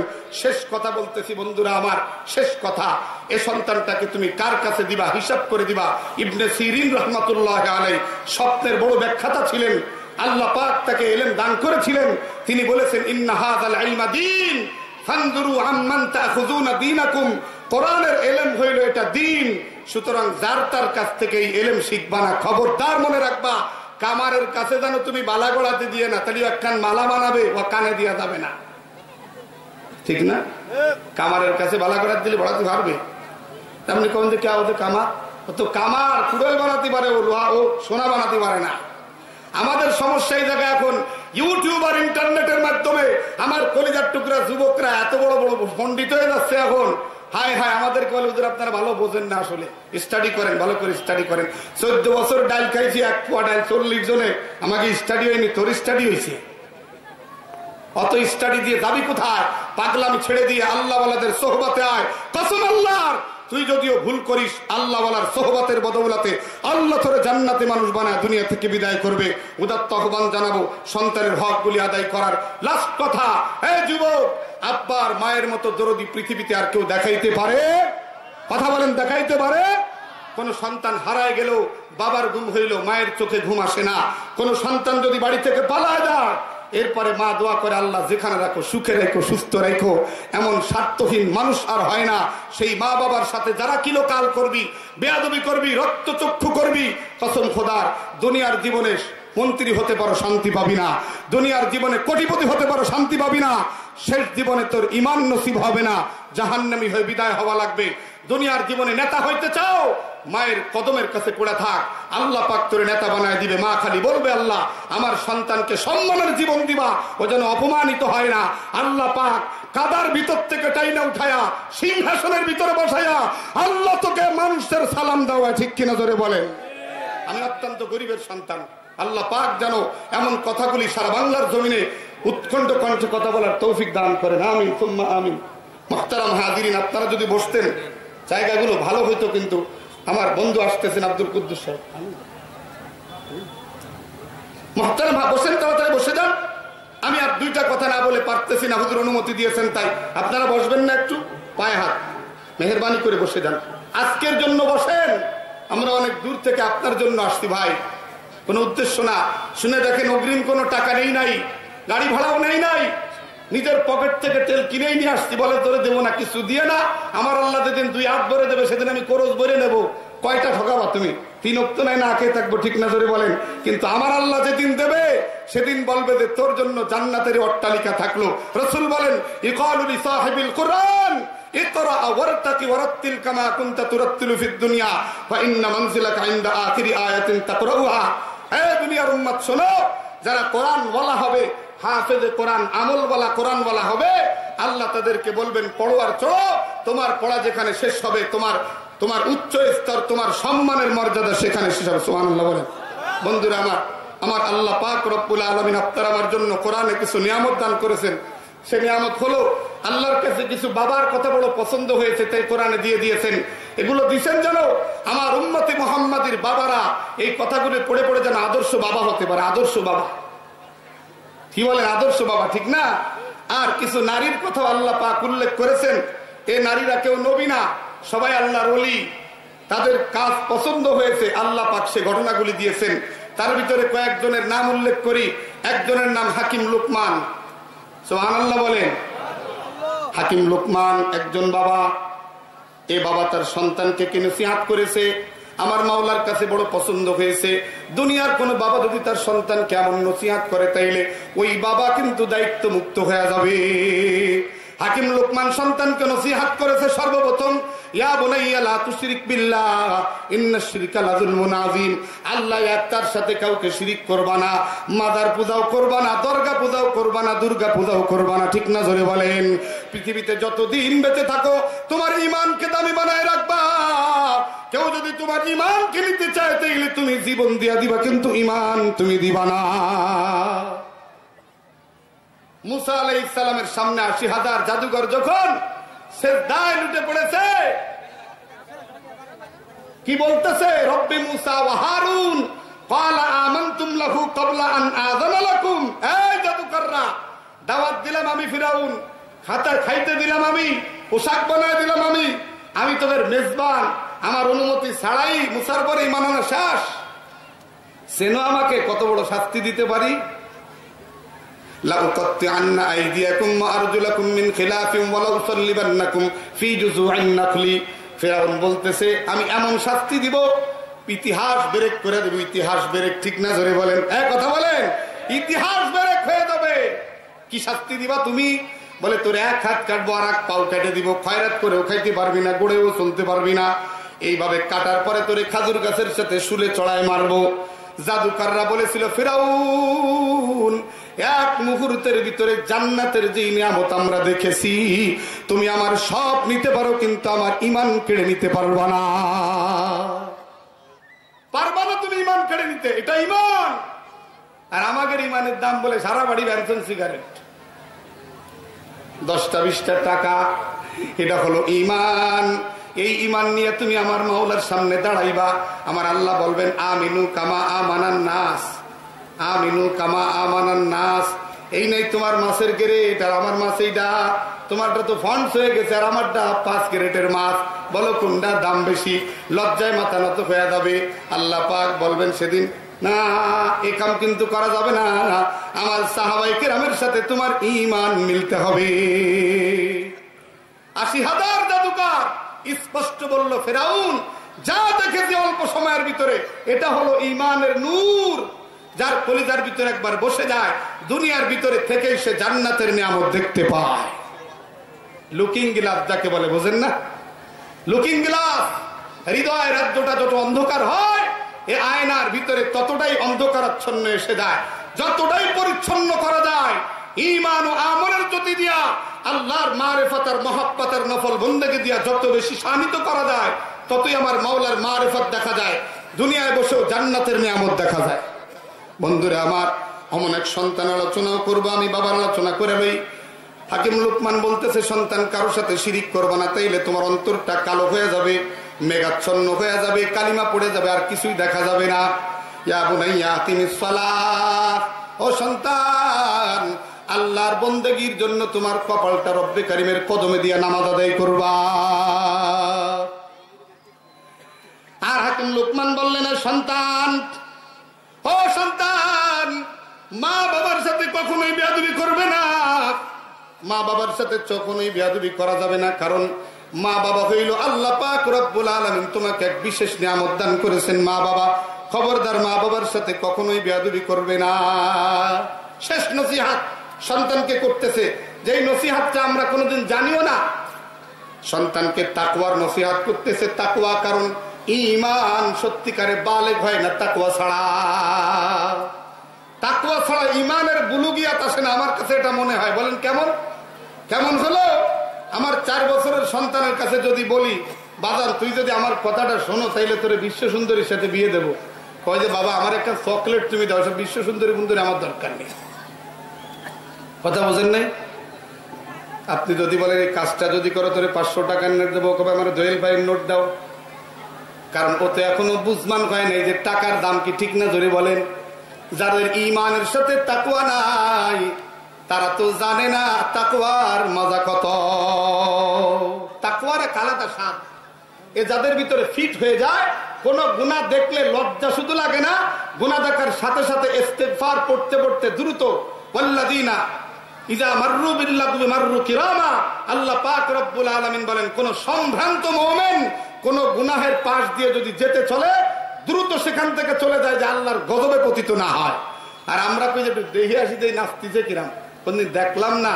আমাকে মাঠে আসলো যখন, মুসলমান ভাইরা আমার, হাকিম লোকমান সন্তানকে তাকওয়া শিক্ষা দিচ্ছেন। তাকওয়া, আপনি তো আপনার সন্তানকে ঈমান শিক্ষা দিতে পারেন নাই, নামাজ শিক্ষা দিতে পারেন নাই, সন্তান বাবা মায়ের সাথে আদবের সাথে কথা বলা শিক্ষা দিতে পারেন না। এলে শিখাইতে হয়, না শিখলে বলতে পারে না, জানতে পারে না। বন্ধুরা আমার, আল্লাহর নবী ছোট্টদেরকে শিক্ষা দিতেন। নবী আমার এক মেজবানের ভিতরে বসে খানা খেতেছিলেন, এক বাচ্চাও খানা খেতেছিল। বাচ্চার সামনে প্লেট আছে, নবীর সামনে প্লেট আছে। বাচ্চা যখন হাত এলোমেলো করতেছিল, আল্লাহু আকবার আল্লাহু আকবার, নতুন বরকত, নতুন বরকত, আলহামদুলিল্লাহ বলেন। বাচ্চা যখন হাত এই দিকে মারতেছিল প্লেটের ভিতরে, নবী আমার হাত ধরে বেলায় দিলেন, বাচ্চা খানা এইখান থেকে খাওয়া শুরু করতে হয়। আমাদের তো বাচ্চাদেরকে এখন কার্টুন দেখায় দেখায় খানা খাওয়া লাগে, ঠিক না? ধরে বলেন। মা কয়েকে মোবাইল দেখো আর খানা খাওয়ায় কেমন হয়েছে জানেন? ঠিক ব্যাপারটা হয়েছে আমাদের যুবকদের মতো।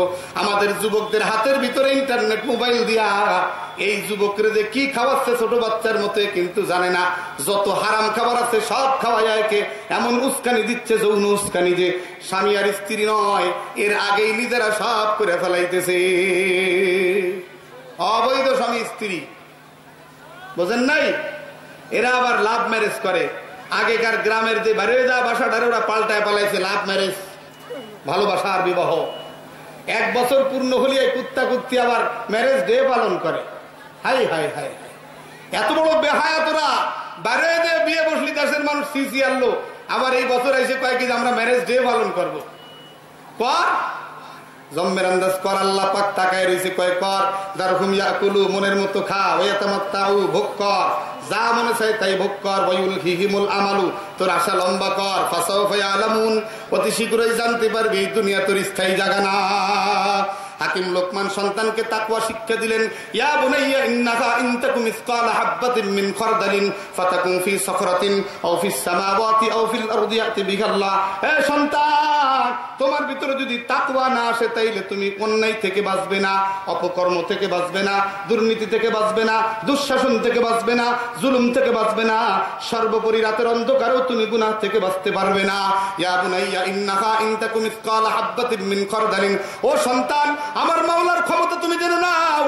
কোন বস্তু যদি সরিষার দানা পরিমাণ হয়, আর তা যদি আসমানে থাকে বা জমিনের সপ্ত জমিনের নিচে থাকে, অথবা যেখানেই থাকুক না কেন, কিয়ামতের ময়দানে বিচারের কাঠগড়ায় দাঁড়াইয়া আল্লাহ পাক তা তোমার সামনে উপস্থিত করে দিবে।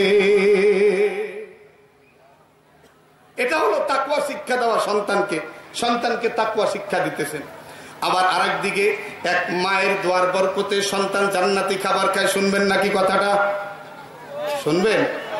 সবাই কয় না, সমস্যা আছে। শুনবেন কথাটা রে বাজান। এই কথাটা বলে আমি বিদায় নেওয়ার জন্য চেষ্টা করবো ইনশাআল্লাহ। অনুমতি পাইছি তাই কথা বলতেছি। এক সন্তান তার মায়ের দোয়ার বরকতে দুনিয়াতে জান্নাতি খাবার খায়। হযরতে হান্না কিন্তু একজন সাধারণ মানুষের স্ত্রী, বাইতুল মাকদিসের ইমামের স্ত্রী হযরতে হান্না। সন্তানাদি নাই, পাখি আর পাখির শাবককে দেখেছে, বড় আদর করার জন্য দেখেছে। মা পাখিটা গালের ভিতরে খাবার নিয়ে আসে, বাচ্চা পাখিটা মায়ের ঠোঁটের ভিতরে ঢুকায় ঢুকায় খানা খায়। ওনার কলিজার ভিতরে আবেগ উঠলে উঠেছে, হায় রে, এমন একটা সন্তান যদি আবার থাকতো তাইলে আমি এরকম আদর করে করে সন্তানকে খাওয়াইতাম। রব্বে কারীম, তোমার পক্ষ থেকে একটা সন্তান আমাকে দান করো। এটা হলো আবেগ ভরা কণ্ঠের দোয়া। কোন মানুষ যদি আবেগের সাথে কণ্ঠে দোয়া করে, পৃথিবীতে হিন্দু হোক, বৌদ্ধ হোক, খ্রিস্টান হোক, গারো, সাঁওতাল, কামার, কুমার, জুলা, মুসি, মেতর, যে হোক না কেন, আল্লাহ তার দোয়া ফেরত দেয় না দুনিয়াতে। যদি তাই দিত, হিন্দুদের ছেলে মেয়ে সুন্দর সুন্দরী হইতো। কথা বলেন বেরেন ভালো হইতো। খ্রিস্টানদের সন্তানাদি সুন্দর সুন্দরী হইতো। আল্লাহর কাছে চাইছে ওরা দুনিয়া, আল্লাহ পাক কয় দিলাম দুনিয়া তোরে, দা ভোগ কর, কিন্তু আখিরাতে কিছুই পাবি না। মুহতারাম হাজিরিন, হান্নার পেটে যখন সন্তান বুঝতে পেরেছে, হান্নার জবান থেকে বের হতেছে, রব্বি ইন্নী নাযারতু লাকা মা ফি বাতনি মুহাররারান ফাতাকাব্বাল মিন্নি। আল্লাহ, এই যে সন্তান তুমি আমার পেটে দয়া করে তুমি দান করেছো, তোমারই জন্য আমি দান করে মান্নত করে দিলাম। বাইতুল মাকদিসের ইমামতির জন্য সন্তানকে আমি মান্নত করে দিলাম। তৎকালীন ইসলাম শরিয়াতে জায়েজ ছিল মান্নত, এখন আছে হলো নিয়ত করা, পাকা নিয়ত। আমার এই পেটের সন্তান কোরআনের হাফেজ হবে, আগে আল্লাহর কোরআনের হিফাজত করবে, আল্লাহর নবীর সুন্নাহর হিফাজত করবে, তারপরে সন্তান যা শিখবে কোনো সমস্যা নেই। বন্ধুরা আমার, হযরতে হান্নার দোয়া আল্লাহ পাকের কাছে দোয়া করে ফেলেছে। আল্লাহ পাক রব্বুল আলামিন বলতেছেন, ফাতাকাব্বালাহা রাব্বুকা বিকবুলিন হাসান। আল্লাহ পাক দোয়া কবুল করে ফেলেছেন। আল্লাহু আকবার। সন্তান বড় হতেছে, সন্তান ভূমিষ্ঠ হওয়ার সময় কাছে ঘনায় আসছে। সন্তান ভূমিষ্ঠ হয়েছে তো আল্লাহ পাক রব্বুল আলামিন বলতেছেন, ও হান্না, তুমি তো সন্তান প্রসব করেছো। হান্না বলে, ইন্নী ওয়াদাতুহা উনসা, তোমার কাছে একটা ছেলে চাইলাম, বাইতুল মাকদিসের ইমাম বানাবো, তুমি একটা মেয়ে দিলা। যাক যা দিছো দিছো, কিছু করার নাই। আমি নামটা রাখতেছি মারিয়াম, ইন্নী সাম্মাইতুহা মারিয়াম। ও হান্না, মেয়েটার নামটা মারিয়াম রাখছো তুমি। এবার মারিয়াম হান্না কি করে তাই শোনেন। আমার সন্তানরে কেন গাঁজাখোর হয়, কেন মদখোর হয়, কেন সলিউশনখোর হয়, কেন হারপিক খায়, কেন চুনগুলায়া খায়, শেষ পর্যন্ত কেন ইয়াবা কিনে খায়। বন্ধুরা আমার, হারপিক খাওয়া ফুলাফানো আমি অনেক দোয়া করেছি মসজিদে। হুজুর ছেলেটা মেট্রিক পরীক্ষা দিয়ে আসার পরে একদিন আব্বারে কইছে, আব্বা তো একটা পছন্দের ফেলাইছি, কোনো কায়দায় দেওয়া যায় না। কই যে বাজার খবরদার, ফিরে মুক্তা মুহি শুনলে কিন্তু খবর আছে। সন্তান পায়খানায় দিয়ে পায়খানা পরিষ্কার করা হারপিকটা ডেলি খাইছে, জন্মের খাওয়া খা, বেশি রেখা। আর কিছু পাও নেই তুই খাওয়ার, মরার জন্য হারপিক খাইছে। হাসপাতালে নিয়ে ফেলাইতে হয়েছে, আর দোয়া চাচ্ছে। কি দোয়া করবো আর তার জন্য? হায় হায় রে মুসলমান ভাইরা রে আমার, আমার সন্তানকে কেন সমস্যা হলো, এই কথাটা এখানে পয়েন্ট আছে। হযরতে হান্না বলতেছে, আল্লাহ তুমি যখন দিয়েই দিয়েছ, আর কোনো দাবি নাই, তবে একটা দাবি তোমার কাছে করি। ওয়া ইন্নী উঈদুহা বিকা ওয়া যুররিয়াতাহা মিনাশ শাইতানির রাজীম। আল্লাহু আকবার। হয় না তো মানুষের আওয়াজ? নারায়ে তাকবীর। আল্লাহ, আমার আওয়াজ আসছে তো কম আওয়াজ হবে। এ হলো আমার আপনার জীবনের পয়েন্ট। সন্তান কেন ভালো হয়, কেন মন্দ হয়, বেশিরভাগ আর খারাপ ভাগের কথা বলি। বন্ধুরা আমার, হান্না বলতেছে, ওয়া ইন্নী উঈদুহা বিকা ওয়া যুররিয়াতাহা মিনাশ শাইতানির রাজীম। এই সামলা, তুই কি সাংঘাতিক নাকি আর কিছু? এই বন্ধ কর, চোখের পর লাইট মেরে ডাকিস, সাংঘাতিক হয়েছে। ওটা হাজলামের জায়গা হয় না এগুলো। হান্না বলতেছে, সন্তানের জন্য আমি আপনি জীবনে কোনোদিন কল্পনাও করি না, এটা ভাবিও নাই। হান্না বলতেছে, আল্লাহ সন্তান যখন দিয়েছে, তবে তোমার কাছে একটা দাবি। তুমি তো বনি আদমের শত্রু বানাইছো ইবলিসকে। চরম শত্রু, চরম শত্রু, চরম শত্রু, শিরায় উপসেরা ঢুকে শত্রুতা করে। ঠিক না? জোরে বলেন। আল্লাহ, ওয়া ইন্নী উঈদুহা বিকা ওয়া যুররিয়াতাহা মিনাশ শাইতানির রাজীম। আমার এই সন্তানের ব্যাপারে তোমার কাছে আমি আশ্রয় চাই। আমার এই সন্তানকে যেন কোনোভাবে শয়তান প্রবঞ্চনা আর ধোঁকা দিয়ে নষ্ট করে না। এখানেই শেষ। ওয়া যুররিয়াতাহা মিনাশ শাইতানির রাজীম। আরে নানির দোয়া কবুল হয়েছে হযরত ঈসা আলাইহিস সালাম। বলে, আল্লাহ আমার সন্তানের পরবর্তী জেনারেশনকেও তুমি শয়তানের ছবল থেকে হেফাজত করবা। আল্লাহ পাক বলেন, ফাতাকাব্বালাহা রাব্বুকা বিকবুলিন হাসান। নিঃশ্বাস বন্ধ হয়ে আসতেছে। ফাতাকাব্বালাহা রাব্বুকা বিকবুলিন হাসান। আমি আল্লাহ পাক রব্বুল আলামিন উত্তম তরিকায় তার দোয়া কবুল করে নিলাম। ওয়া আমবাতাহা নাবাতান হাসানা। আমি তাকে দ্রুত বাড়ায় দিলাম, দ্রুত বড় বানায় দিলাম। আল্লাহ পাক রব্বুল আলামিন ঘটনা বলতেছেন, ও নবী আপনি তো তখন দুনিয়ার ভিতরে ছিলেন না। নাহনু নাকুসসু আলাইকা আহসানাল কসাস। সুন্দর ঘটনা আমি আপনাকে শোনাচ্ছি, শোনেন। আপনার উম্মতের ভিতরে শোনায় দিবেন, যেন আপনার উম্মতের এগুলি দেখে দেখে শুনে শুনে আমি আল্লাহ তাআলার প্রিয় বান্দা হয়ে যাই। হযরতে মারিয়াম বড় হয়ে গেছেন, মা মান্নত পুরো করার জন্য খালু জাকারিয়ার কাছে নিয়ে গেছেন। তখন মারিয়ামের আব্বা বেঁচে নাই। খালু জাকারিয়ার কাছে যখন যে বলতেছে, আমার সন্তানটা আল্লাহ রাস্তায় মান্নত করা ছিল বলতে, তখন সবাই চাইবে ধরেছে, বরকতের সন্তান আমরা ঘরে নেব। দেখেন না, হুজুরকে ফালি মারিয়ে খাওয়ায় বরকত দিতে চায় না মাঝে মাঝে। ঠিক না? হুজুর খাতি খাতি মরিয়ে দেন, এমনি থাকেন, বরকত বাড়বে, না খেয়ে যাওয়া যাবে না। কিন্তু যদি ভালো তা খাওয়া যেত তো ভালো হতো। সুদ ঘুষ ইনকাম করে হুজুরে খাওয়াই, যদি লাইন ক্লিয়ার হয়ে যায়, খালি খালি যা কামাইয়া দিছি এর যদি কিছুটা খাওয়াতে পারি হুজুরে, আমার অন্তত লাইন ক্লিয়ার হবে। এজন্য খানা হিসাব করে খাবেন, যে যা দেবে তা খাবেন না, হিসাব করে খাবেন। আল্লাহ তাআলা কলিজাকে ভালো রাখবেন। এই কলিজার ভিতরে ইমানি একটা শক্তি রাখবেন, যে শক্তিটা আল্লাহর সাথে মহব্বতের সম্পর্ক গড়ে দেয়। মুসলমান ভাইরা আমার, এই কথাটাই আমার শেষ কথা। হযরতে মারিয়ামকে যখন নিয়ে আসছে, সবাই নিবে বরকতের সন্তান, কিন্তু বলেন তো মেয়ে দুধ কি সবার কাছে দেওয়া যায় নাকি? কথা বলেন। মুরগি তো শিয়ালের কাছে রাহালি দিতে হয়, তাই না? সবচেয়ে নিরাপদে থাকে। যদি তাই না হয়, তাহলে আমার যুবতী মেয়েটারে ভার্সিটিতে ভর্তি করে কার আন্ডারে দিছি? আমি ফেরেশতার আন্ডারে দিয়েছি না? বিকেল বেলা হলে এক জোড়ায় বসে কবুতর পাখি যেন লালা খায়, ইবলিস ডেকে হেসে বলতে থাকে, আমার প্রয়োজন রইল কোথায়? আমার তো কোনো ডিউটি নাই, তোরাই যা করতেছিস এইটাই সমাজে সবচাইতে বেশি আকাম। ও স্বাধীন ভার্সিটিতে পড়ে, হোস্টেলে থাকে আমার মেয়েটা। কি রানিং কথা রে! বাপ বলে আনন্দের সাথে আমার মেয়েটা হোস্টেলে থাকে, হুজুর দোয়া করবেন। হ্যাঁ দোয়া করি আপনার মেয়েটার চরিত্র সুন্দর হয়ে যাক। কেন অসুবিধা কোথায়? 13 বছর 14 বছর বয়সে বালক হয়ে যৌন ক্ষুধা নিয়ে ঘুরতেছে, আজকে 26 বছর বয়স, ভার্সিটিতে পড়ে। এই 13 বছর ও সুসামিয়ারও ও শুক্র সিংড়ে খাইনি, তা বলবো কিভাবে? ঠিক না জোরে বলেন? ক্ষুধা পেটে জ্বলতেছে, ওদের চুরি করে খাবে না তার গ্যারান্টি কোথায়?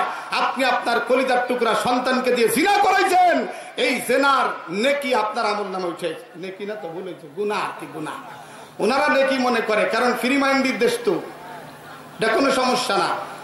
কাফালাহা জাকারিয়া, গন্ডগোল দেখে আল্লাহ কয় জাকারিয়া টেনশন করার দরকার নেই, সিস্টেম করে দিব, লটারি করে দিব, আমি আল্লাহ তোমার হাতেই দিব, তুমি লালন পালন করবা। হযরতে জাকারিয়া আলাইহিস সালাম পেয়ে গেলেন। এবার মরিয়মকে বাইতুল মাকদিসের পাশে একটা ছোট্ট মেহরাব বানায় দিলেন, মেহরাব ইবাদতখানা বানায় দিলেন, চতুর্দিক থেকে দেয়ালে আটকা মারিয়ামকে ওখানে দিলেন। মায়ের দোয়ার বরকতের কারণে ওই এলাকার মা বোনেরা পর্দা করতে মোটে ভালো লাগে না, যদিও পর্দা করে মুখ বেড়ে ওরসুঙ্গর মতো সেই বাড়ায় নেবে, সেই বাড়ায় গেলে। আর তারপরে যদি একটু মুখ বাঁধে চোখ আর ডাকতে চায় না, খালি কত অ্যালার্জি আছে, করোনা আসার পরে সব অ্যালার্জি কমে গেছে।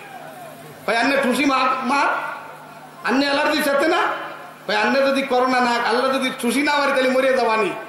আর তুমি যদি ওই তোমার চেহারাকে না ডাকো তাইলে জাহান নামে যাবা, বুঝে দেখো তো কোনটার মারাত্মক বেশি। মুসলমান মহিলা, হযরতে মরিয়মের মায়ের দোয়ার বরকতে তার কলিজার ভিতরে শয়তান একটু জায়গা পায় নাই। হযরতে মরিয়ম এই মেহরাবের ভিতরে আল্লাহর বন্দেগী করে, আল্লাহর বন্দেগী। মরিয়মের জীবনে কোনো গুনাহ হয় না, এই জন্য রব্বে কারীম কয় যে বান্দা বান্দি গুনাহ করে না সে মাসুম, আমি আল্লাহর পক্ষ থেকে তার খানা জান্নাতি খানা পৌঁছে দে। হযরতে মরিয়মকে জান্নাতি খানা দিতেছে। হযরতে জাকারিয়া আলাইহিস সালাম মাঝে মধ্যে খবর নেন, একদিন দেরি হয়ে গেছে, খবর নিতে গেছেন, ঢুকে দেখতেছেন মরিয়মের সামনে ফলের বাহার, খাবার বাহার সাজানো। মারিয়াম আন্না আলাকি হাদা, কই পাইলা খাবার? তালা বন্ধ করা, কেউ তো এখানে আসে না। হযরতে মরিয়ম জবাব দিলেন হুয়া মিন ইনদিল্লাহ, এটা আমার আল্লাহ আমারে দান করেছে। পারে না, পারে না। আর এক চমৎকার ঘটনা এখান থেকে শুরু হয়ে গেছে। হযরতে মরিয়ম, আল্লাহু আকবার, আল্লাহু আকবার। হযরতে মরিয়ম, কথা শোনেন, হযরতে জাকারিয়া আলাইহিস সালাম যখন এই দৃশ্য দেখলেন তখন জাকারিয়া বলতেছে, আল্লাহ আমি বুড়া হয়ে গেছি। আল্লাহ পাকের কাছে বলতেছে, ওয়াস্তাআলার রাসু শাইবা ওয়া লাম আকুম বিদুআইকা রাব্বি শাকিয়া। এদিক তাকান, আল্লাহ আমার চুল সাদা হয়ে গেছে, হাড়ি দুর্বল হয়ে গেছে, আমার এখনো কোনোদিন তুমি কোনো দোয়া আমার ফেরত দাও নাই। আজকে মরিয়মের সামনে তাজা ফল দেখতেছি, মৌসুমিন ফল। যেই মাওলা মৌসুমিন তাজা ফল দিতে পারে, ওই মাওলা আমার মতো বুড়ো জাকারিয়ার একটা সন্তানের মালিক, সন্তানের আব্বা বানাইতে পারে। বইলাই আবেগের সাথে বলছে, রব্বি হাবলি মিন লাদুনকা যুররিয়াতান তাইয়্যিবা, আল্লাহ একটা পবিত্র সন্তান চাই। কি সন্তান জোরে বলেন তো আপনারা, আওয়াজ করে বলেন কি সন্তান? ফেস ওয়াশ মেখে মেখে যারা সুন্দরী হয়, তাই না? ঠ্যাং ওয়াশ মেখে যারা ঠ্যাং সুন্দর বানায়, হ্যাঁ, খানিক হলদি মাইয়ে দিয়ে মুয়ের ভরে তাই না। এরপরে সেলুনির আলা ডলে, জম্মের ডলা বাবাতে ডানাতে ডইলে তারপরে খানিক মিশে মাইতে দেয়, ওভাবে যে আমি যুবরাজ। আধা ঘন্টা রোদ্দিরে দাঁড়ালি শুভ যুবরাজগিরি সব শেষ, কালটা হয়ে গেছে চেহারা। কি হলো? বলে তুমি কেমিক্যাল দিলে তা সব শেষ হয়ে গেছে। তুমি যদি যৌবন বয়সে রবের কদমে সেজদা দিতা, তোমার কপালের ভিতরে আল্লাহ পাক সেজদার আসর দিয়া দিত, দিত না? মুসলমান ভাইরা আমার, হযরতে জাকারিয়ার দোয়া কবুল হয়ে গেছে। আল্লাহ পাক রব্বুল আলামিন বলেন, ও জিবরাইল যাও আমার জাকারিয়া বলো, ইয়া জাকারিয়া ইন্না নুবাশশিরুকা বিগুলামিন ইসমুহু ইয়াহইয়া। ও জাকারিয়া, দরদ মাখা কণ্ঠের দোয়া আল্লাহ কবুল করে ফেলেছে। বলেছে তোমার একটা সম্ভ্রান্ত সন্তান দিবে, ভদ্রমার্জিত সন্তান। তোমার সন্তানের টাইটেল গুলি আর ডেজিনেশন গুলি তুমি শোনো। তুমি আল্লাহর কাছে শুধু চাইতো পবিত্র সন্তান, এজন্য আল্লাহ পবিত্র সন্তানের সাথে এই নিয়ামত গুলিও তোমার সন্তানরে দান করেছে। আমার দেশের নেতাদের চরিত্র ফুলের মতো পবিত্র, ঠিক না বলে? বোতল ভাই রাতের বেলা বোতল খায় সব সময়, কি পবিত্র চেহারার, কি পবিত্র সুন্দর চরিত্র, বোতল না খালি রাত কাটে না। মুসলমান ভাইরা আমার, সন্তানের জন্য বাবা চাইছে মিন লাদুনকা যুররিয়াতান তাইয়্যিবা, পবিত্র একটা সন্তান। যার কলিজার ভিতরে গুনাহের কোনো ময়লা থাকবে না। আল্লাহ কয় এমন সন্তানকে আমি 4 ডেফিনিশন দেব। 1 নাম্বার, মুসাদ্দিকাম বিকালিমাতিন মিনাল্লাহ ওয়া সাইয়্যিদা ওয়া হাসুরা ওয়া নাবিয়্যাম মিনাস সালিহিন। আমি আল্লাহ রাব্বুল আলামিন তাকে এই 4 গুণে গুণান্বিত বানাবো। বাবার দোয়াল ফসলে একটা নেককার পুত পবিত্র সন্তান, যার নেতা হওয়ার জন্য কোন ছবি টবি টানার লাগে নাই, কারোর আশীর্বাদ নেওয়া লাগে নাই। আল্লাহ বলেন ওয়া সাইয়্যিদা ও জাকারিয়া, তোমার সন্তানটা পুত পবিত্র চরিত্রের অধিকারী হওয়ার কারণে সমাজের মানুষ তাকে চরিত্রের কারণে তারা নেতা বানাবে। ঠিক না ধরে বলে? আমরা তো নেতাগিরি চাইতে হয়, আর সকল চায় নাই, বলে চরিত্র ভালো হওয়ার কারণে মানুষ তোমারে দিবে। মুহতারাম হাজিরিন, সন্তানের হকগুলি আদায় করার জন্য আপনার পরে ওয়াজিব হইল একটা মাদ্রাসা আপনি বাড়ি বানাবেন, আমার মতো হুজুরকে 5,000 বেতন দিয়ে রাখবেন আর 3 বেলা খাতি দেবেন। এটা হলো আপনার পরকালে বাঁচার জন্য সবচাইতে বড় উপায়। কেন? রাসূল বলেছেন, মান সালাকা তরিকান ইয়ালতামিসু ফীহি ইলমা সাখখারাল্লাহু লাহু তরিকান ইলাল জান্নাহ। কেউ যখন ইলমে দ্বীনের পথে চলা শুরু করে দেয়, আল্লাহ তার জান্নাতের পথ রাস্তা সহজ করে দেয়। এই জমিনের ভিতরে সবচাইতে সহজে জান্নাতের পথ হলো সন্তানকে ইলমে দ্বীনের রাস্তায় দিয়ে দেওয়া। আল্লাহর নবী প্রথম মাদ্রাসা করলেন দারে আরকাম। নবী আমার বললেন, আমি তো দিন শিক্ষা দিতে চাই, ইসলাম শিক্ষা দিতে চাই, মুসলমানের সম্মেলন কেন্দ্র বানাইতে হবে। হযরতে আরকাম রাদিয়াল্লাহু আনহু বললেন, আমার ঘরটা আমি ছেড়ে দিলাম, আপনি মাদ্রাসা বানান। রাসূল সেখানে মাদ্রাসা কায়েম করলেন। এরপরে হিজরতের পরে আসহাবুস সুফফা বানাইলেন। ওই আসহাবুস সুফফার ভিতরে 70 থেকে 75 জন মুহাজির সাহাবী, যাদের ভিতরে আবু হুরায়রা রাদিয়াল্লাহু তাআলা আনহু সাইয়্যিদুল মাসাকিন ছিলেন। এত গরীব ক্ষুধার যন্ত্রণায় মাঝে মধ্যে একেবারে বেহুশ হয়ে পড়ে থাকতেন। লোকজন মনে করত মৃগের ব্যারামে রুগী। মুসলমান ভাইরা আমার, এভাবে করে দিন আমাদের সামনে আসছে। আপনি যদি আপনার বিবেকের কাছে প্রশ্ন করেন, আমার সন্তানটাকে জান্নাতি সন্তান বানানো দরকার, আমার সন্তানটাকে দিয়ে আমার পরকালে মুক্তির প্রয়োজন আছে, আমার সন্তানকে দিয়ে আমার কবরের কঠিন আযাব থেকে মুক্তি পাওয়া দরকার, আমার সন্তানকে দিয়ে আমার মরণের সময় আমার মৃত্যুর যন্ত্রণা কমানো দরকার, তাইলে আপনার সন্তানকে হাফেজে কোরআন বানান। তাও যদি না বানান, অন্তত সন্তানকে সুন্দর করে কোরআন তেলাওয়াতটা শিখান, আদিয়া মাসনুনা গুলো শিখান, আদিয়ায় সালাত গুলো শিখায় দেন। সুন্দর করে এগুলো যদি শিখায় দেন, আপনার সন্তান আপনার জানাজা পড়াইয়া নিজের হাতে কবরের ভিতরে রাখবে আর বলবে, মালিক রে, আমার আব্বাকে আমার আম্মাকে তোমার কুদরতি হাতে সুপর্দ করে গেলাম। বন্ধুরা আমার, এই সন্তান বানানোর জন্য মাদ্রাসা করা প্রয়োজন। আপনি বাড়িতে একটা মাদ্রাসা করে দিবেন আর আপনার সন্তানের জন্য একজন উস্তাদ রেখা দিবেন। এই সব খরচ আপনার জন্য পরকালের জন্য করা ফরজ। যেমন দুনিয়ায় সরকারি চাকরি নেওয়ার জন্য আপনি মনে করেন 2 বিঘা জমি বেচবো, তারপরে বিসিএস ক্যাডার হলে টাকার গাছ লাগাই দেব, আসল বান্দা গ্যারান্টি দেওয়া যায়? কোন সন্তান বিসিএস ক্যাডার হয়ে চাকরির টাকা ঘরে আনতে পারবে, কোনো গ্যারান্টি দেওয়া যায় না। কিন্তু রাসূল বলেন, কোন সন্তান যদি মাদ্রাসার ভিতরে ভর্তি করে দাও, ওই সন্তান ভর্তির পরের দিনও যদি মারা যায়, বাবা আমার যে নিয়ত ছিল সেই নিয়ত আল্লাহ পূরণ করে দিবে। তার মানে বাবার যদি নিয়ত থাকে সন্তান হাফেজে কোরআন হবে, আলেম হবে, আল্লাহ পাক ওই সন্তানকে হাফেজের মাওলানা বানাইয়া কিয়ামতের ময়দানে আল্লাহ তোমার সাথে সাক্ষাৎ করাবে। মুসলমান ভাইরারে আমার, এজন্য এই যে মাদ্রাসা হয়েছে আশরাফুল উলুম কওমি মাদ্রাসা, এটা আপনাদের হৃদয়ের স্পন্দন বলবো। এজন্য আপনার কলিজার টুকরা সন্তানটা আপনার ঔরস থেকে হবে একটা মানুষের সন্তান, আর এরপরে গুণগত মানুষ তৈরি হতে এখানে যদি আপনি দেন, ইনশাআল্লাহ আল্লাহর উপরে তাওয়াক্কুল করে বলতে পারি এটা জান্নাতি সন্তান হবে। দুনিয়ার সন্তানরা যারা বড় হয়, শিক্ষিত হয়, মন্ত্রী মিনিস্টার হয়, তারা কৃতি সন্তান হয়, কৃতি সন্তান। আর মাদ্রাসায় পড়লে আল্লাহর ফজলে জান্নাতি সন্তান হবে। ঠিক কিনা জোরে বলেন? মন্ত্রীরা তো সাবেক হয়ে যায়, এমপি তো সাবেক হয়, প্রধানমন্ত্রী সাবেক হয়। বাংলার জন্য কোন হাফেজ কি সাবেক নাম শুনেছেন? সাবেক হাফেজ নাম শুনেছেন? শোনেন নাই? সাবেক হাজি নাম শুনেছেন? সাবেক মৌলানা কে শোনেননি? বলে এটা তো জান্নাতের নিয়ামতটা সব সময় আছে, এটা সাবেক টাবেক হয় না, এটা বহাল তবিয়াতে আছে, এটা এইভাবেই কবরে যাবে, এইভাবেই এটা কবরে যাবে। যদি কোরআনকে বুকের ভিতরে ধারণ করতে পারে, কোরআন তার সাথে নিয়ে কোরআন তার সাথেই কবরে যাবে।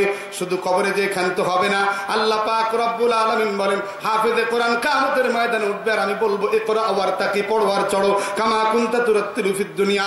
হাফেজে কোরআন টাস টাস টাস টাস করে পড়তে থাকবে। ওই হাফেজে কোরআনের সিনাটা শুধু কোরআনের কারণে আল্লাহ পাক কবরের মাটিকে খেতে দিবে না। এটা হলো কবরের ডিজিটাল খবর। সম্মানিত হাজিরিন, আমি আপনাদের কাছে বিদায় নিতে চাচ্ছি, তারই আগে প্রাণ ভরা কণ্ঠে বলতে চাই, আমার নবী সাল্লাল্লাহু আলাইহি ওয়াসাল্লাম মুসলমানদেরকে একত্র করে দিয়ে মাদ্রাসা কায়েম করার জন্য আসহাবুস সুফফা করেছিলেন।